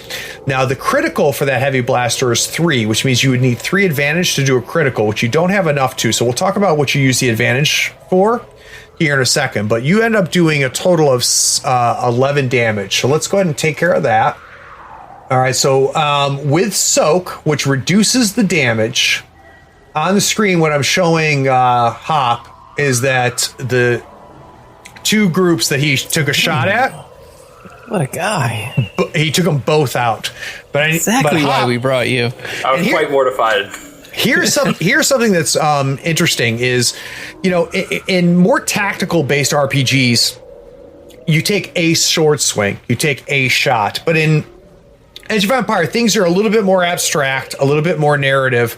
So even though you only rolled 1 to shoot your blaster, really what you're doing is you had your blaster out, you aimed, and you just started unloading your blaster. So narratively, what happened in that total exchange between you and these 2 critters that just popped out of the swamp is you ended up doing enough damage to both of them to take them both out. So I need you to tell me exactly what happened. All right. So we're looking for the fungus, and we start hearing that creepy little noise, and then the eyeless, ugly oak looks up, and all his friends look up, and Hop's not having any of that. He starts backing up. He has his pistol in his hand, and he doesn't wait for anything else to happen. He just starts shooting. He unloads on those 2 things, and I don't think the first one knew what happened before the other one was destroyed. And they just collapse in a pile of blaster fire. Excellent. We have 2 PC turns left before one of these NPCs get to go. Who's going to take the next action? I'll go ahead. I will. Veers, you were in close distance to the 2, and those shots, just typical Hop, right? Which you know in the future in our current campaign, Hop, but this is the first time you've seen this. You saw the City Slicker just kind of slide back, cool as a cat, blow the hell out of these 2 nasties. So I think you were getting ready to shoot at these things because they were the closest to you, but you're now short distance from all the other ones. So there's 6 left, and you're short from all of them. So when the blaster fire goes by and you see both of these things get their heads blown off, what do? What I think I'm going to do now is I'm going to switch my blaster to kill, and I'm going to aim and fire at this group here. Okay, so Veers, you almost 180, right? It's like, whoa, okay. Change of plans. You turn around 180. There's 2 more of these things, whatever they are, and they're huge and they're kind of reared up, and they've got their clawed appendages are up in the air, and these spikes are going, and they're just that sound. It's hard to completely explain just how nasty that sound is. There's a lot of underbrush there, though, Veers. So you are going to get 2 difficulty because of the range. And are you using it's an incidental for you to turn 180. Do you want to use a maneuver to aim? Yes. All right, so I'm going to give you a boost for aiming. You get a setback because of the amount of foliage that these things are in, so they've got cover. So right now the pool is 1 boost, 1 setback, and 2 disadvantages, or 2 purples. All right, so I had 2 advantages that we didn't spend. Let's talk about that. How do you want to use those 2 advantages? They're just going to go to the next 2 players. One to the next 2 players. All right, so the next 2 rolls are going to have advantages. Narratively, how does that work out, Hop? So you just blew the hell out of these 2 things. you step back, did it. How do you help the next two people that are about to go? I start calling out shots. Start calling. I called out Veer's shot.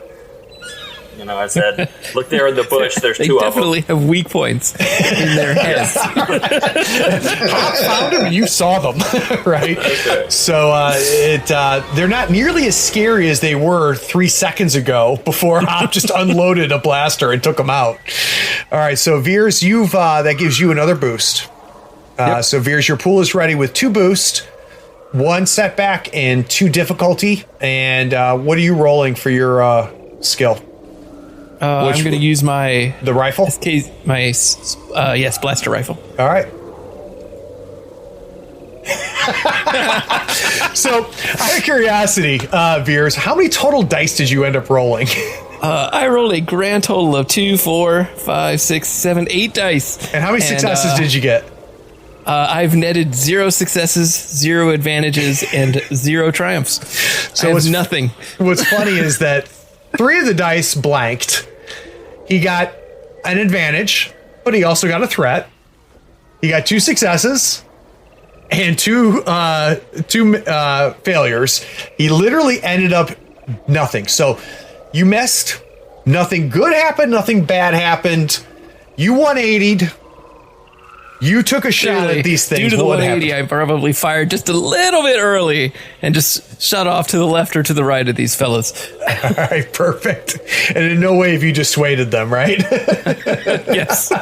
Nor has it given you any confidence whatsoever in what's going down. All right, guys, this is critical. We have 1 more PC slot with 2 more PCs to go, and then we start with the NPCs. So between Yuri and Sar, who's about to act? Sar. I'm in. Uri's confident in his melee abilities to go last. Yeah. So, Sar, this is an interesting situation. What are you going to do? Yeah, I would hope I would be perceptive with the direction I was facing when these things popped up, and saw a few shots pop off, but unfortunately there was no hits to give me potentially any knowledge on where to shoot and how to approach these things. I think I'm just going to raise my blaster and my blaster pistol at this one. I don't know how to highlight it, but the one just... All you have to do is hold down your left key, and it'll ping everybody. All right, so you on our map. There's been basically 4 sets of 2 groups. Hop took out the groups to the north. Uri's next to the groups to the east. Hop and Sar are right in the kind of the middle of things, and Sar, you're focusing on the group to the south, the group of 2 to the south. Yes, the 2 on the south, because I seem to have line of sight on them. I'm looking south anyway. Naturally, I think I would, in my field of vision, that would be the one I would go after for sure. All right, great. So you're looking south. You have, by default, you have a maneuver, and there's several ways you can use that maneuver. You can use it like Hop did, to change how close or far you are away from other things. Or you can also use it to aim, which gives you a boost dice, and you have an action, and the action you're going to take is going to be firing your pistol. Mechanically, though, you've already heard it happen, is you can spend 2 of your strain, your mental aptitude, to get an additional maneuver. So you can take up to 2 maneuvers in your initiative action round. And what that's often used for is either to move farther away or closer, or to also, you can use a maneuver to aim, which gives you a boost. So what would you like to do? I definitely want to aim. You kind of mentioned wanting to touch on accurate 1 at a later time. Yes. What does that do for me right now? What does accurate 1 do? Did I not put accurate 1 in there for you? Give me a second. I don't know where to look for it, to be honest with you guys. I apologize. Yeah, I thought I put the notation in there for you, but obviously I didn't. Give me a second. This is the part that gets edited out. It'll be on your character sheet. Yeah, it'll be down. I don't think. It's actually a attribute to his gun. So I don't think it should be under the gun typically. I didn't type it out for him. You didn't know. For each level of accurate, you get a boost die to attack pulls while using this weapon. Oh, perfect. Nice. So what is your accurate 1? I'm accurate 1. All right. So by default, you get a boost. By default. He has one more boost coming to him for my last advantage. All right, so Gotcha. that takes care of one maneuver, or no maneuver. That's just an action. With an action, you've got 2 purple, 2 boost. One from the floating advantage, another one from the fact that your gun is such an accurate gun. You have a maneuver and potentially a second maneuver if you want to spend the strain. Gotcha. I'll avoid the strain. I'm going to focus on just using my maneuver to aim. All right. So your pool right now, because of the range, it's 2 difficulty, 2 purples, and 3 boosts. So you've got 3 light blue boost die, and it's ready for you to roll. Light him up. Light him up.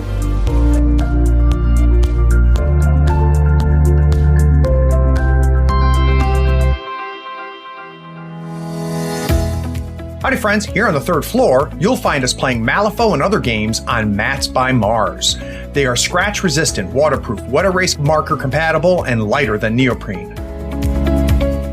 Mats by Mars gives you over 40 designs to choose from. Pick a mat size, pick a design, then choose an overlay like the one for Marvel Crisis Protocol or Malifaux 3rd Edition. It will speed up deployment and the placement of strategy and objective markers. If you're going to Adepticon this year, be sure to check out the Mats by Mars booth. Until the end of March 2020, you can use the new promo code 3rd Floor 320. That's 3rd Floor 320 to get a 10% discount on your next order. In the notes, you can ask for the 3rd Floor logo to be put on your mat for free. Again, use the promo code 3rd Floor 320 to get a 10% discount. Details are in the show notes.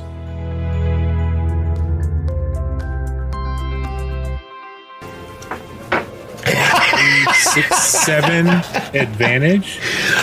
So all your successes, you had a total of just 2 successes and 2 failures, so they canceled each other out. But you ended up with 1, 2, 3, 4, 5, 6, 7 advantages. So even though you didn't hit one of them, you've got some advantages to work with. Veers, I think probably you can help him spend some of those larger sets, right? What are ways he can potentially spend like 3 of those advantages? We can negate defenses by, say, blasting out cover away from them. You can disarm the what targets. else are You can ways blow we can off do? a hand or something, maybe. He blew away some foliage. So we can do that if you want, Sar. We can just say that, you may not have hit them, but you tore up all of the different brushes and bushes and things like that. And you have, for that group in the south, you have clear shot next time, so they're going to get no cover. I like it. All right, great. All right, so now for some NPC action. We've got 2 NPC slots. So I mentioned that there's 4 groups of 2, and in Edge of Empire, you have 3 different levels of opposing NPCs. You have minions, which work as a group, and the more they're in the group, the stronger they are. You've got rivals, which work independently, and they're kind of your mid-level boss. And then you have your nemesis, which are equivalent to PCs. They're your big baddies. These guys are minions. The minions, the bigger the group is, this is actually 4 sets of 2 minions. They're going to go. I think that even though he hasn't acted yet, the 7-foot lizard guy that is right on top of the guys to the east, these here, I think they're going to act. So give me just a second. So Uri, you're not engaged with these things, but they go ahead and they move into engagement with you. Okay. They come out of the brush and you saw them ahead of time, of course, but their heads popped up and they're coming at you with their claws. Let's go ahead and have them. So their 4 spiked legs are what they're moving on. Their clawed hands are coming out, and they're just coming out, and they're both slashing at you. That's going to be a melee. So that means automatically it's 2 difficulty. Okay, so I've got that there. They're 2 difficulty. And they go ahead and roll. All right, so they rolled 1 yellow, 2 purples. So normally they would roll just 3 purples, but because there's 2 of them, it upgrades one of their die to a proficiency. So they get a success and a threat. So the damage to you, Uri, is going to be their brawn of 3 plus 5 plus 1. So it's going to be 9 damage. Subtract your soak. Okay, so I take 5. And they did not get any advantages, which would allow them to activate their qualities of ensnare and knockdown. So, Uri, they pop up.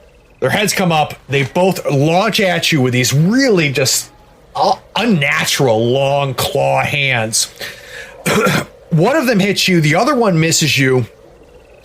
But they both kind of get a little bit knocked over each other and their eagerness. So they're going to get a setback. This group is going to get a setback if they attack you again. So just remind me if we get to them again that they've got a setback. All right, got it. All right, so we've got another NPC slot. This group here is going to use their NPC slot to move and get engaged with both Hop and Sar. So they're going to sacrifice their action for 2 maneuvers. So they're going to go from short to close to engaged. So both Hop and Sar are now engaged with both of these critters. We've got one PC left, and that is you, Uri. What is about to happen here? All right, I'm going to use some strain to get this frenzied attack. And what does frenzied attack do? All right, so frenzied attack. And this is a talent, right? Yes, and I have it. So in frenzied attack, all right. So when making a melee or brawl attack, suffer strain up to ranks in frenzied attack to upgrade the attack by an equal amount. So I don't know what exactly upgrading the attack by an equal amount does. Is it upgrading in dice or damage? It does. So it turns a green into a yellow. Upgrade dice. All right. Okay, so you have how many ranks in it? One. I think I only have one. All right. So and how much strain do you have to take to use it? Just the one. I think suffer strain up to the ranks. All right. So you'll suffer 1 strain and you'll upgrade. So I went ahead and upgraded. Now they've already engaged you, Uri. So you have a maneuver to work with. Do you want to aim with that maneuver? Yes. All right, so I'm going to give you a boost for the aim. So all melee engaged attacks have by default 2 difficulty. So I've got 2 purples for you. I've upgraded your roll. So whatever your normal roll is, you're going to get one of those greens upgraded to a yellow, and you've got a boost. The pool's ready for you. Wait, time out. What? They get a negative because of... they had that set. No, that'll be the next time they attack him. Except that he's going to kill them right now. I appreciate that, it's going to be Mike. fine. No, I'm sorry. So you got your Vibro Axe out. You take a swing. Get him, Murray. Someone else has to do some work around here. You might hate your character profile, but I think you like your character. I mean, he's a badass Romulan. Very nice. So, 2 successes after rolling 6 dice. You got 2 successes, 2 advantages. I'm sorry. 3 successes, 1 advantage. And you have Pierce 2, which ignores Soak. Yep. You've got Sunder, and I'm trying to remember what Sunder does. That's an active. That damage weapons, so they don't have any weapons. Gotcha. So. And then Vicious 3 is for criticals, right? All right. So you don't have enough to do critical. You need 2 advantages for the critical. But you do Brawn 3 plus 3 plus 3. So you do 9 damage with an advantage, and you're ignoring up to 2 Soak. So with that advantage, I'm going to lower my strain back to 0. Okay, great. So one of the things you can use advantages for is you can use advantages to lower your strain. All right, so visually I'm about to show Uri that he has taken out both of these guys. So they're done because Uri is a badass with a Vibro Axe. Uri, what exactly happened? So what happened first was these things popped up. They came in and they came in on you hard. And you were ready. Yeah, so I took my Vibro Axe and did this big arcing swing around my head and chop both of their heads off. just like so. So Hop might think he is hot stuff. But he doesn't have a Vibro Axe. He's not 7 foot tall, right? That's true.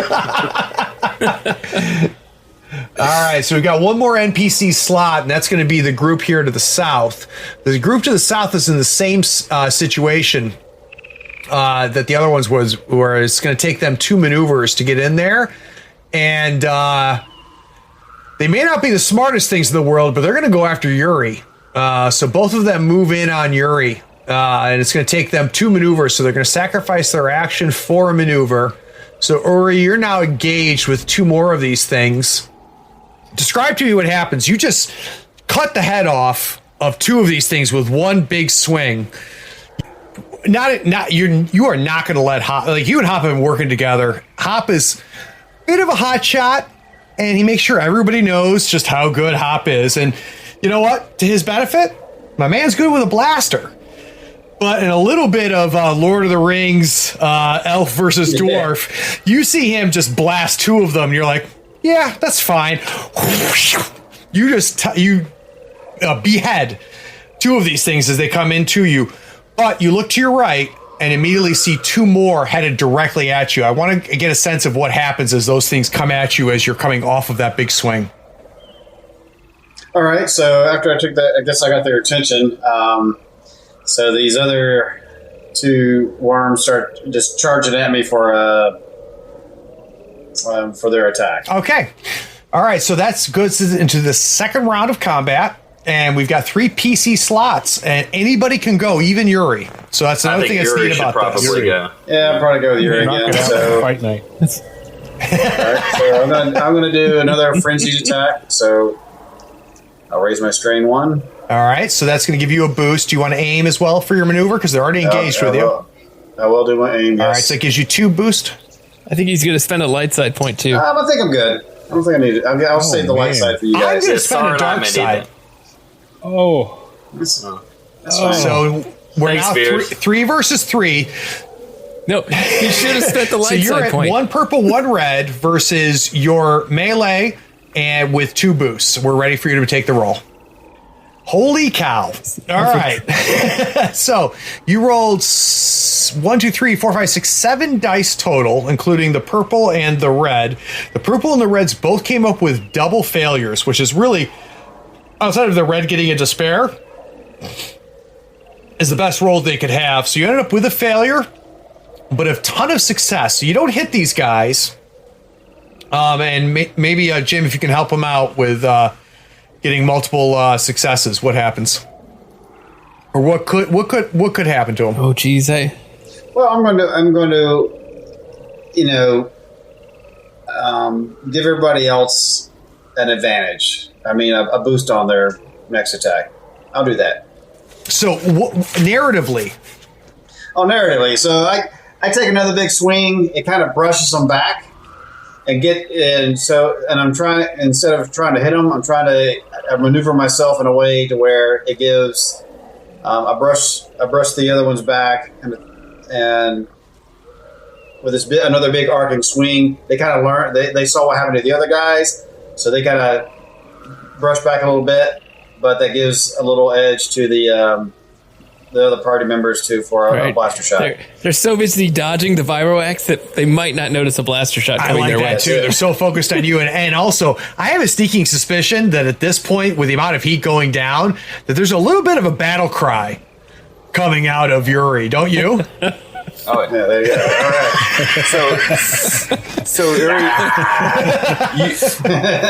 you rolled 6 advantages there. You may want to recover a strain. I'll recover my strain too. All right, great. So you're down to full strain.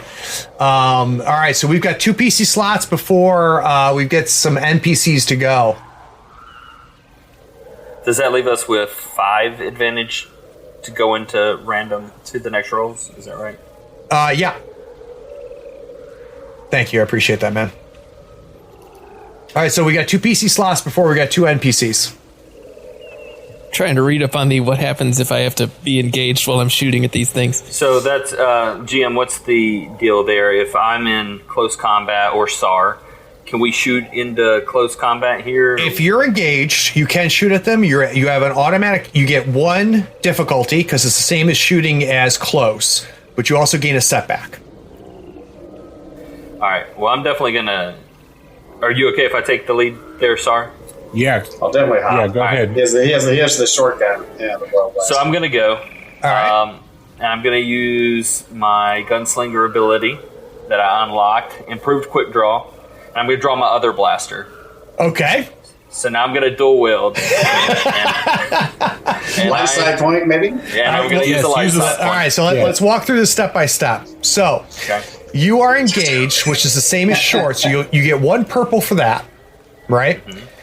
You get, when you dual wield, you get a setback because you're using 2 weapons. But if you get 3 advantages in this roll, you automatically hit on the second gun.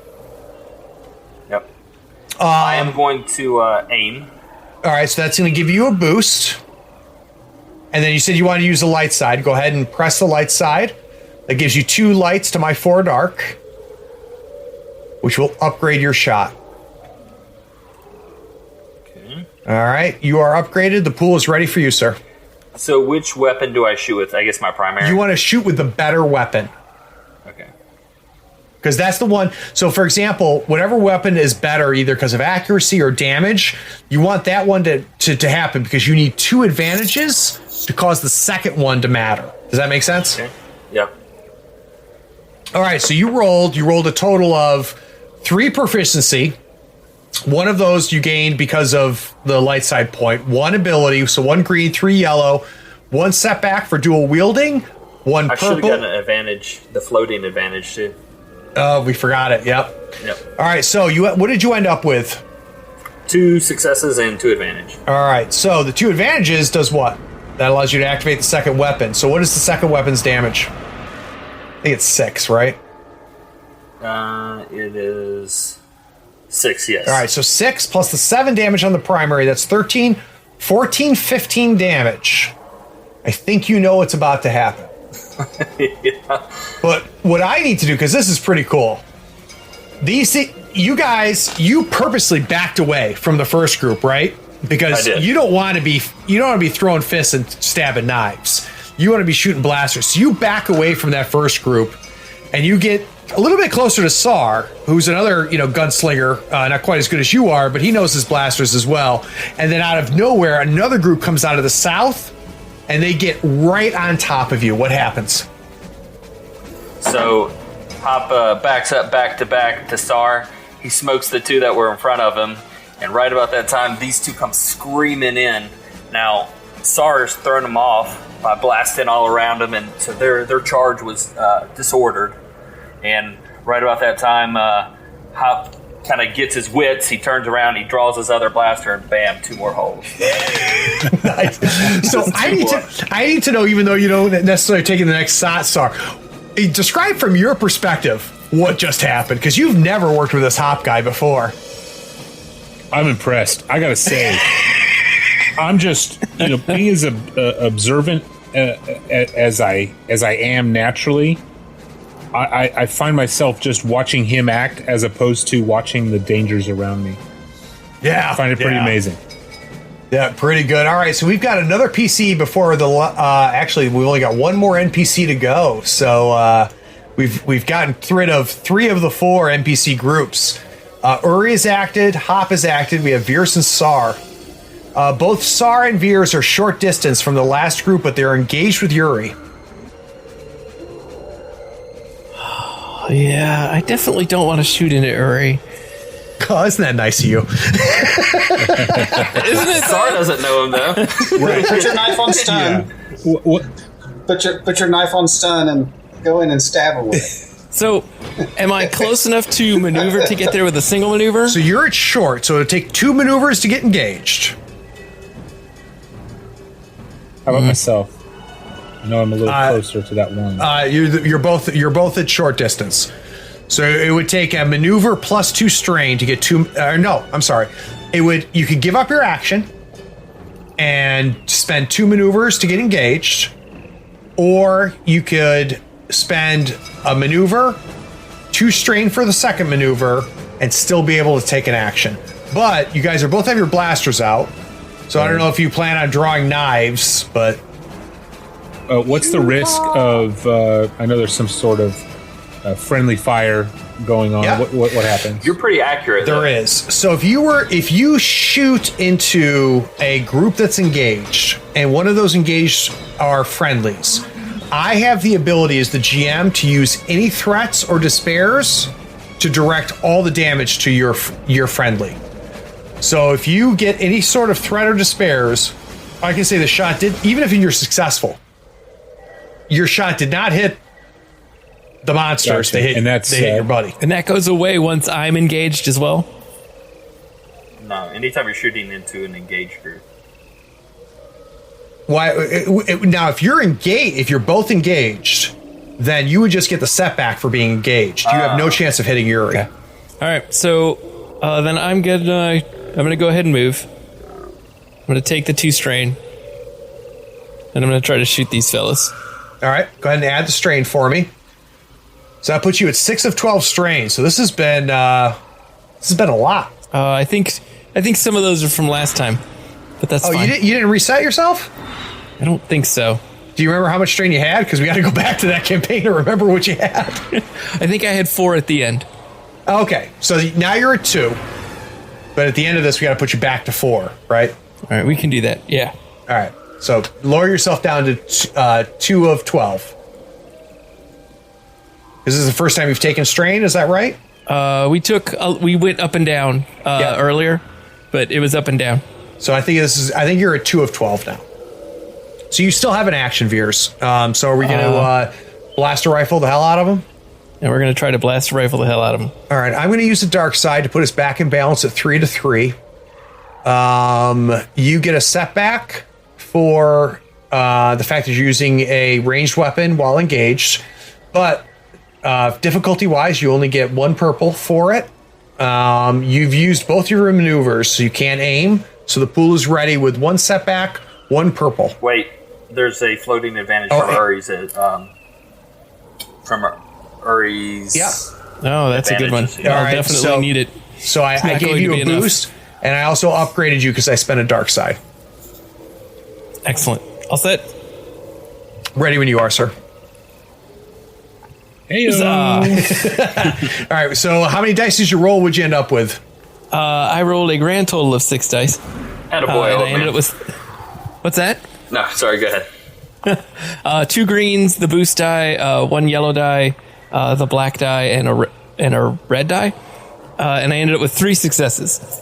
All right, so you have 8 damage on your badass sporting blaster rifle. So that's a total of 11 damage, minus the soak as 9. Which is just enough. You've been keeping track. Wink. All right, we know what's going to happen, but I want to hear, because you want to talk about several cool moments. The one thing we've learned is the GM needs to up his game a little bit, because you guys are a little bit more badass than I thought you were. So definitely I charge back over there, and I take my blaster rifle and I just drum some holes into these fellas so that we don't have to do this anymore. So I want to hear that in context of what happened to Yuri. So Yuri slices the heads off of 2. 2 more jump in. Sar and Hop take care of the guys to the south. So now what's happened for you, Veers, is you're going for the guys in the north. Hop takes care of them. You go for the guys in the east. Sar takes care of those. You go and look west. Yuri takes care of those. So the south guys come up, and what happens? Definitely, I'm charging in there to stand shoulder to shoulder with Uri, and I take that blaster rifle and I fire a few rounds into these fellas and knock their heads right off. I don't even think they made it to engagement at that point. I mean, you saw them move, and you just boom, boom, and even before Uri saw them, the only thing, by the time Uri turned his head, all you saw was 2 eyeless things just get their heads blown off. All right, so that takes care of where we are. So let's do the wrap up here. So we're not done. We've got a lot more to go. We have yet to find any mushrooms. But we'll continue this again. But in the meantime, let me go ahead and open up some experience. Yeah, I'd definitely like to finish this. If you guys, maybe next weekend or something like that, we could carve out a couple hours. So do we need to keep track of our side quests, strain and wounds versus... So, yes, if you don't mind. So where you guys are right now, when we go back to the flashback, I want you to be in the same spot again. So Uri, as much fun as we just had, you guys accomplished nothing. So Uri, I'm giving you 5. I had this sneaking suspicion that we'd kill these critters, and these things are actually black Buvaki, or something like that. They're full-grown mushrooms. Yeah, he forgot to mention a little critical thing about... He didn't mention phase 4. Yeah. They're vegan. They're vegan, yeah. And he was like, right, 3,000 credits? Sure. No problem. Exactly. I tell you what, however many of you make it back, I'll give you an extra 1,000. You get the 5 for accomplishing nothing, but I'm going to give you 2 extra ones. Just because I think you were a key piece to the entire thing. You're in your element. And then Hop, you get 5. And remember, guys, you don't have to track this on your sheets. I'll go back and do the bookkeeping. All right, so Hop, you get 5 more. Uri, I have not awarded yours yet, right? Uri, you get 5. And sorry, you're going to get 5 as well. All right, I appreciate it, guys. This was part 1, and what we'll do is we'll go ahead and put out another episode with part 2. Let's find out what happens to these guys as they really start to fight off some of the evils of this swamp, and now start actually looking for what they came in for. Well, I can tell you that we had a ton of fun, and I look forward to hopefully finishing out this adventure and finding out what happens to our 4 heroes as they start looking for the unique black Gabuki. I hope you had as much fun listening to this adventure as we did playing it. We still got a lot more to go. They've yet to find any of the black Gabuki and get paid. I'll be recording any further sessions along this line. I'm anxious to hear feedback. I want to know if you'd like more of this on the podcast or if this doesn't really interest you. So make sure you jump on Facebook to let us know. Be sure to check out our shop on thirdfloorwars.com for the latest gaming apparel and gear. While you're there, check out how the USFO Tour is shaping up. How does your conference compare to the others in the United States? Where do you rank nationally? Get those models built, painted, and on the table so we can see you at the US Masters Invitational in October of 2020. Also, rate and write a review on this podcast for us. It really helps us find people almost as cool as you are. Thanks for listening. Howdy friend, Craig here. Is this episode making you realize you need to buy some models? Gadzooks Gaming is my favorite online retailer because of their large selection, killer prices, and great customer service. Don't you hate buying an entire crew box when you only need one model? Gadzooks sells crew box models individually and saves you a ton of money. They even have free shipping to the US and Canada if you spend $100 or more. Swing by gadzooksgaming.com and make sure you tell them Craig from the Third Floor sent you. All the details are in the show notes. Howdy folks, Craig here. Now if you love gadgets as much as we do, you're going to love the new Third Floor Wars Gadget Bundle from Schooner Labs. Branded with the logo of your favorite podcast, it comes with 2 measuring multi-tools, a compass stepper for those tight and important movements, along with a compact dashboard to track your turn, strat, and scheme scoring along with your soul stones and pass tokens. It is the perfect bundle for anyone who plays Malifaux or just wants to look cool while doing it. The link is in the show notes. Check them out and help support your favorite gaming podcast.